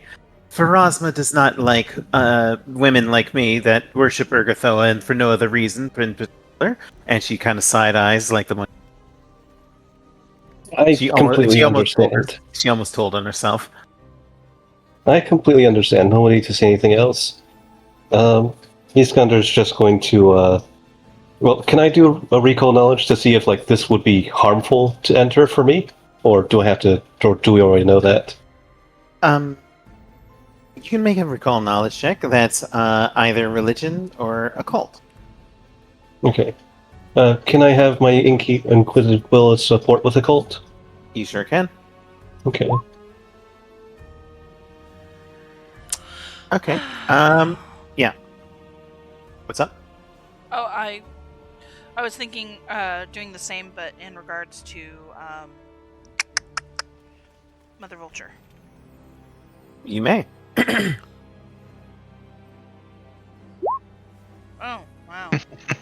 You want to reroll that? My God. Well, thankfully, you determine that that it's not a seal that damages those that enter. It's a seal that blocks something inside. A warding rune, almost. Okay. AKA, So there- don't fuck with it. Where it's keeping something trapped inside and not the other way around. Okay. Is there? I think that we should just like move through the rest of the chambers and see if we can find any evidence as to what might be trapped in there. I can tell you this inscriptions? much. Looking back at where we were, we've looped everything. This is the bottommost layer right now, besides what's below this.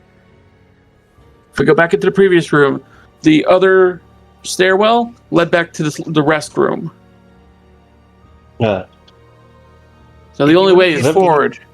If you want to give the entire place another look, you could spend an hour doing so. Sure, and then we will remove that lantern then. In that case. So you can add another of the Everburning Torch or whatever it's called in the remaster Alright. to your inventory. In Alright. addition, Jory, since you're the best trained in perception, could you roll? And I'm just going to assume the party gives you a +2 to your check. Yep. 27. Looking around, basically what you determine as you compare your notes and all the evidence you found is that there was a massive fight here that broke out 1,000 years ago, and the fight pushed on closer and closer to this bottommost chamber, and the fight basically involved powerful magic that meteor showers and arcane bolts and things like that destroyed a lot of the dead here and blasted, and that a magical backlash basically erupted, which tore up everyone that was inside of this chamber, required to cast the seal that is on the ground. And it seems that you don't have context on what exactly happened, but something was sealed beneath this room and beneath this this seal of Pharasma.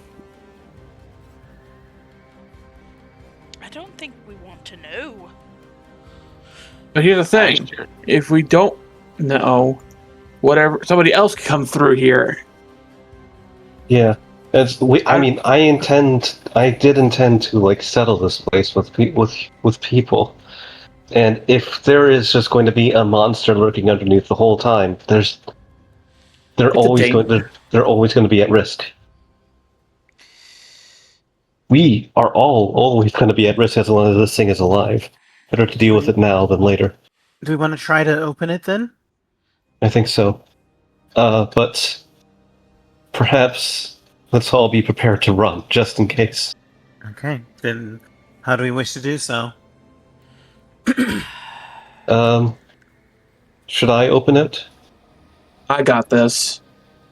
Okay. Okay. Iskander just sort of stands at the ready with her lance. Sojin pulls out his dagger and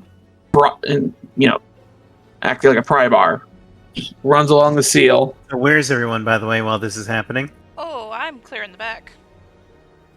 Okay. I'm assuming I'm in the right spot for that, right? Yep, you can Where try. Yeah. So, Alright. And as you attempt to smash into it, a backlash erupts. Everyone make a DC 41 Fortitude save. Oh, no, I know I'm gonna fail that.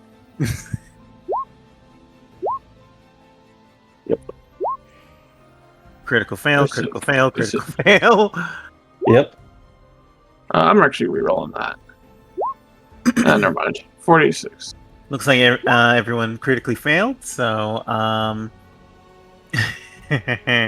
Alright, so everyone is blasted back to the back wall of the room, smashed and knocked prone. No damage, but you're also stupefied 3 for 24 hours. And you have get doomed 1 for 24 hours. Stupefied. 3. If I had 3 Doomed. and doomed. 1. So that you know, the doomed value means you are at dying 1 if you get knocked down. Oh, there you go. So when Jaethel stands up, she shakes her head like with a little bit more of a slur, as like her mental faculties have been affected by the magic. I think we should just go.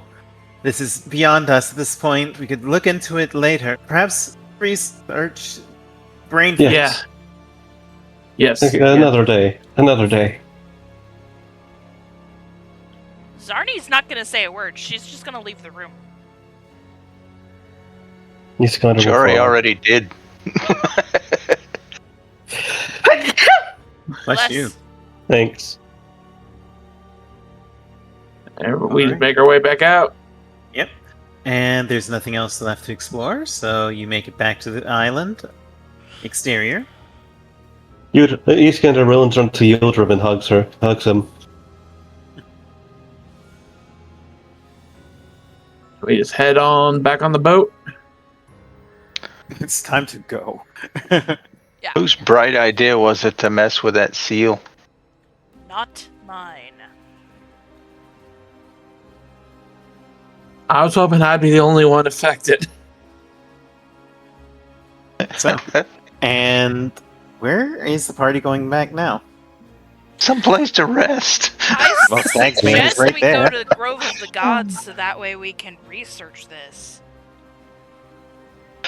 Actually, I would suggest we go somewhere much closer, which is just Elga's hut, and tell her about what we just saw. Oh yeah. Yeah, we're gonna go. We're gonna recover there. Okay. So, Elga is going to insist that you all rest for the day, so a day passes.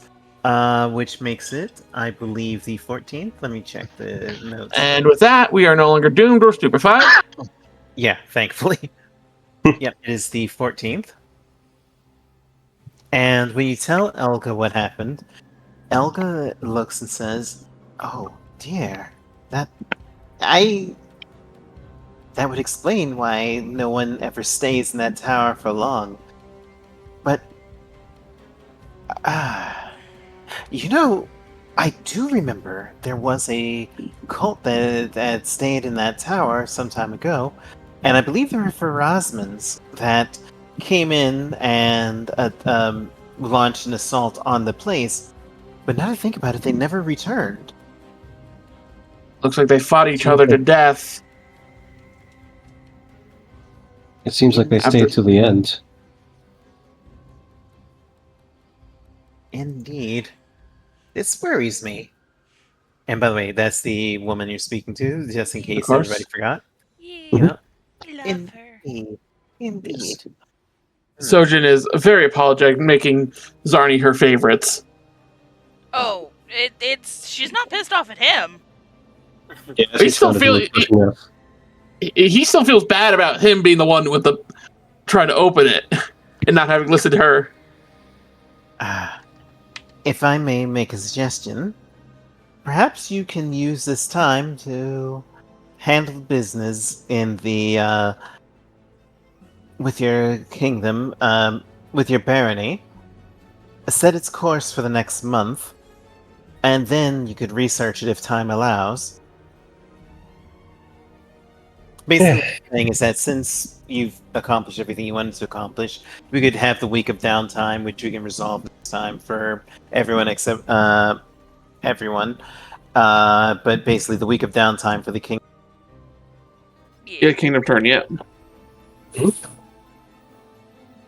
And by the way, part of that is that there's going to be a festival for Jory's birthday next month.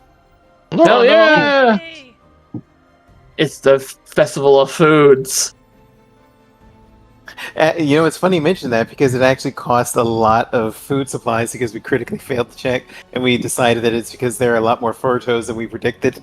It is a very large, very old halfling family. It is, if you think the Mafia, this is the Mafia's Mafia. La Familia. And by the way, once the kingdom, so we're gonna advance time like maybe a week plus a few days. So we'll do that. So that makes it the. By the way, the Dragonhide barding is complete. Woo. Yay. Yildrim gets some new duds. Indeed.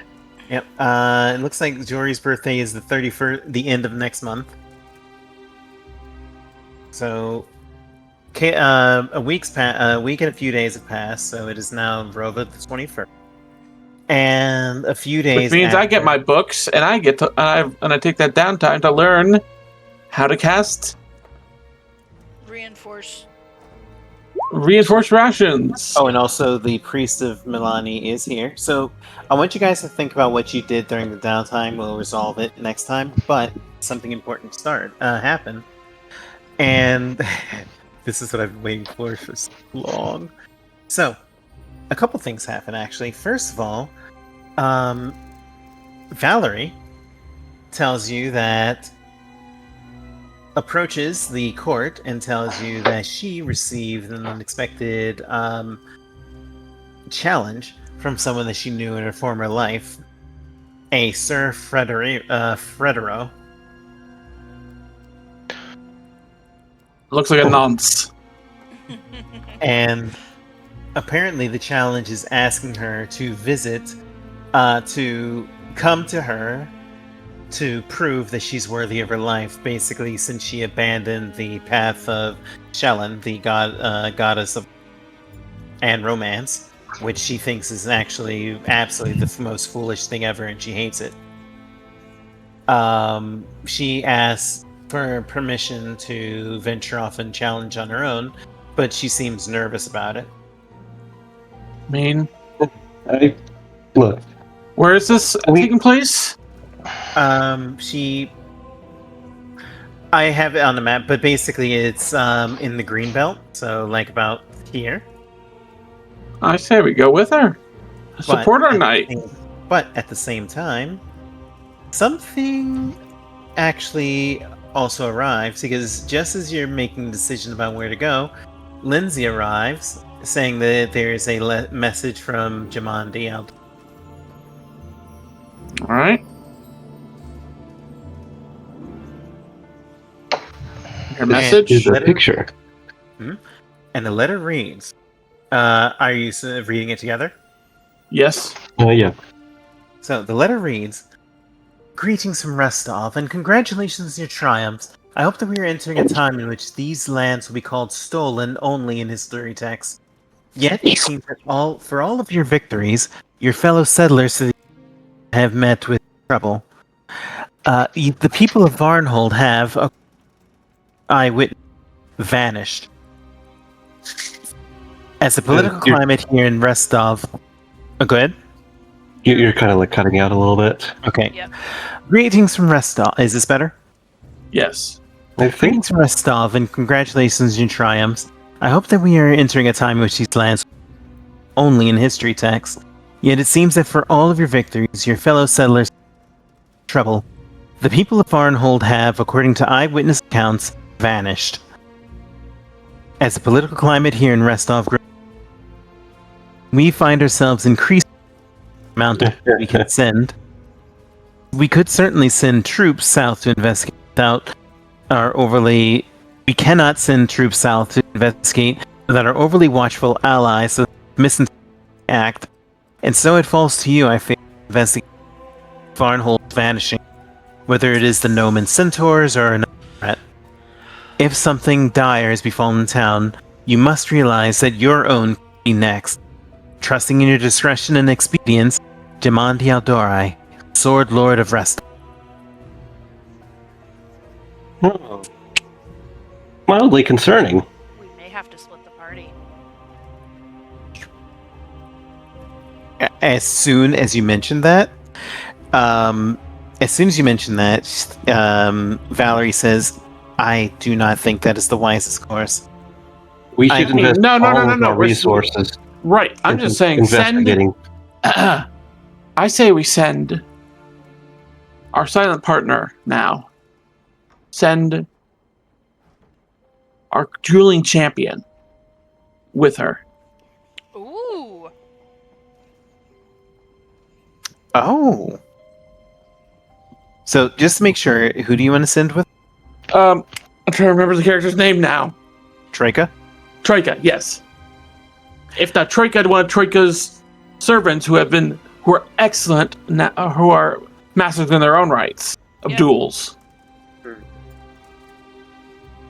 Valerie says, "I will not be available, but if you wish to pursue what's happening in Varnhold, I can take Troika's servant. In fact, if Troika wishes, she could join me in this." Yeah, that sounds like a good idea. I don't want you going anywhere on your own. Mm-hmm. It could very easily be an ambush. Very well. And Troika would, and hers are some of the best. Indeed. I do trust Troika as much as I trust. So, if I may, we'll make preparations to leave.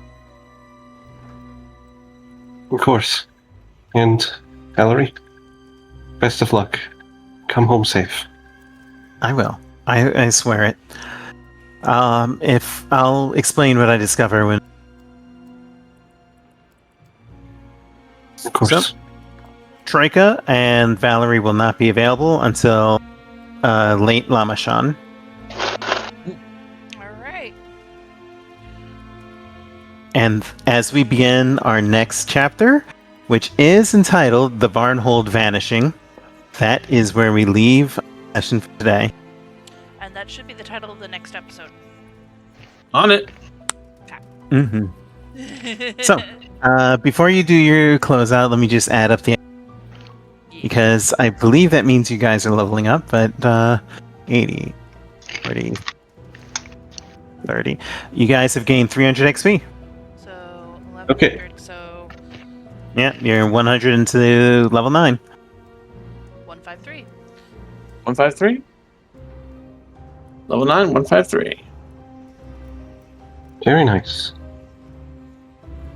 153. Level 9. And All right. Blasty, Let's- me, and Dad'll go over the level 9 stuff tomorrow. Yeah. I'm saying Yeah, that now, luckily Blasty. All I can say is Jory's got a few things to put in there. Yes. I already know exactly what I'm putting into my character. Oh, I have some idea. It's funny. I'm going to be taking Orcish lore, which allows me to get 2 extra trainings because I already am trained in survival and athletics. Oh.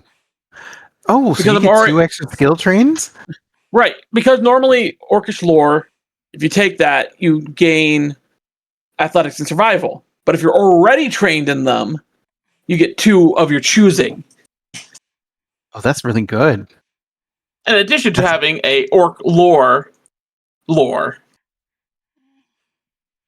That's actually really good.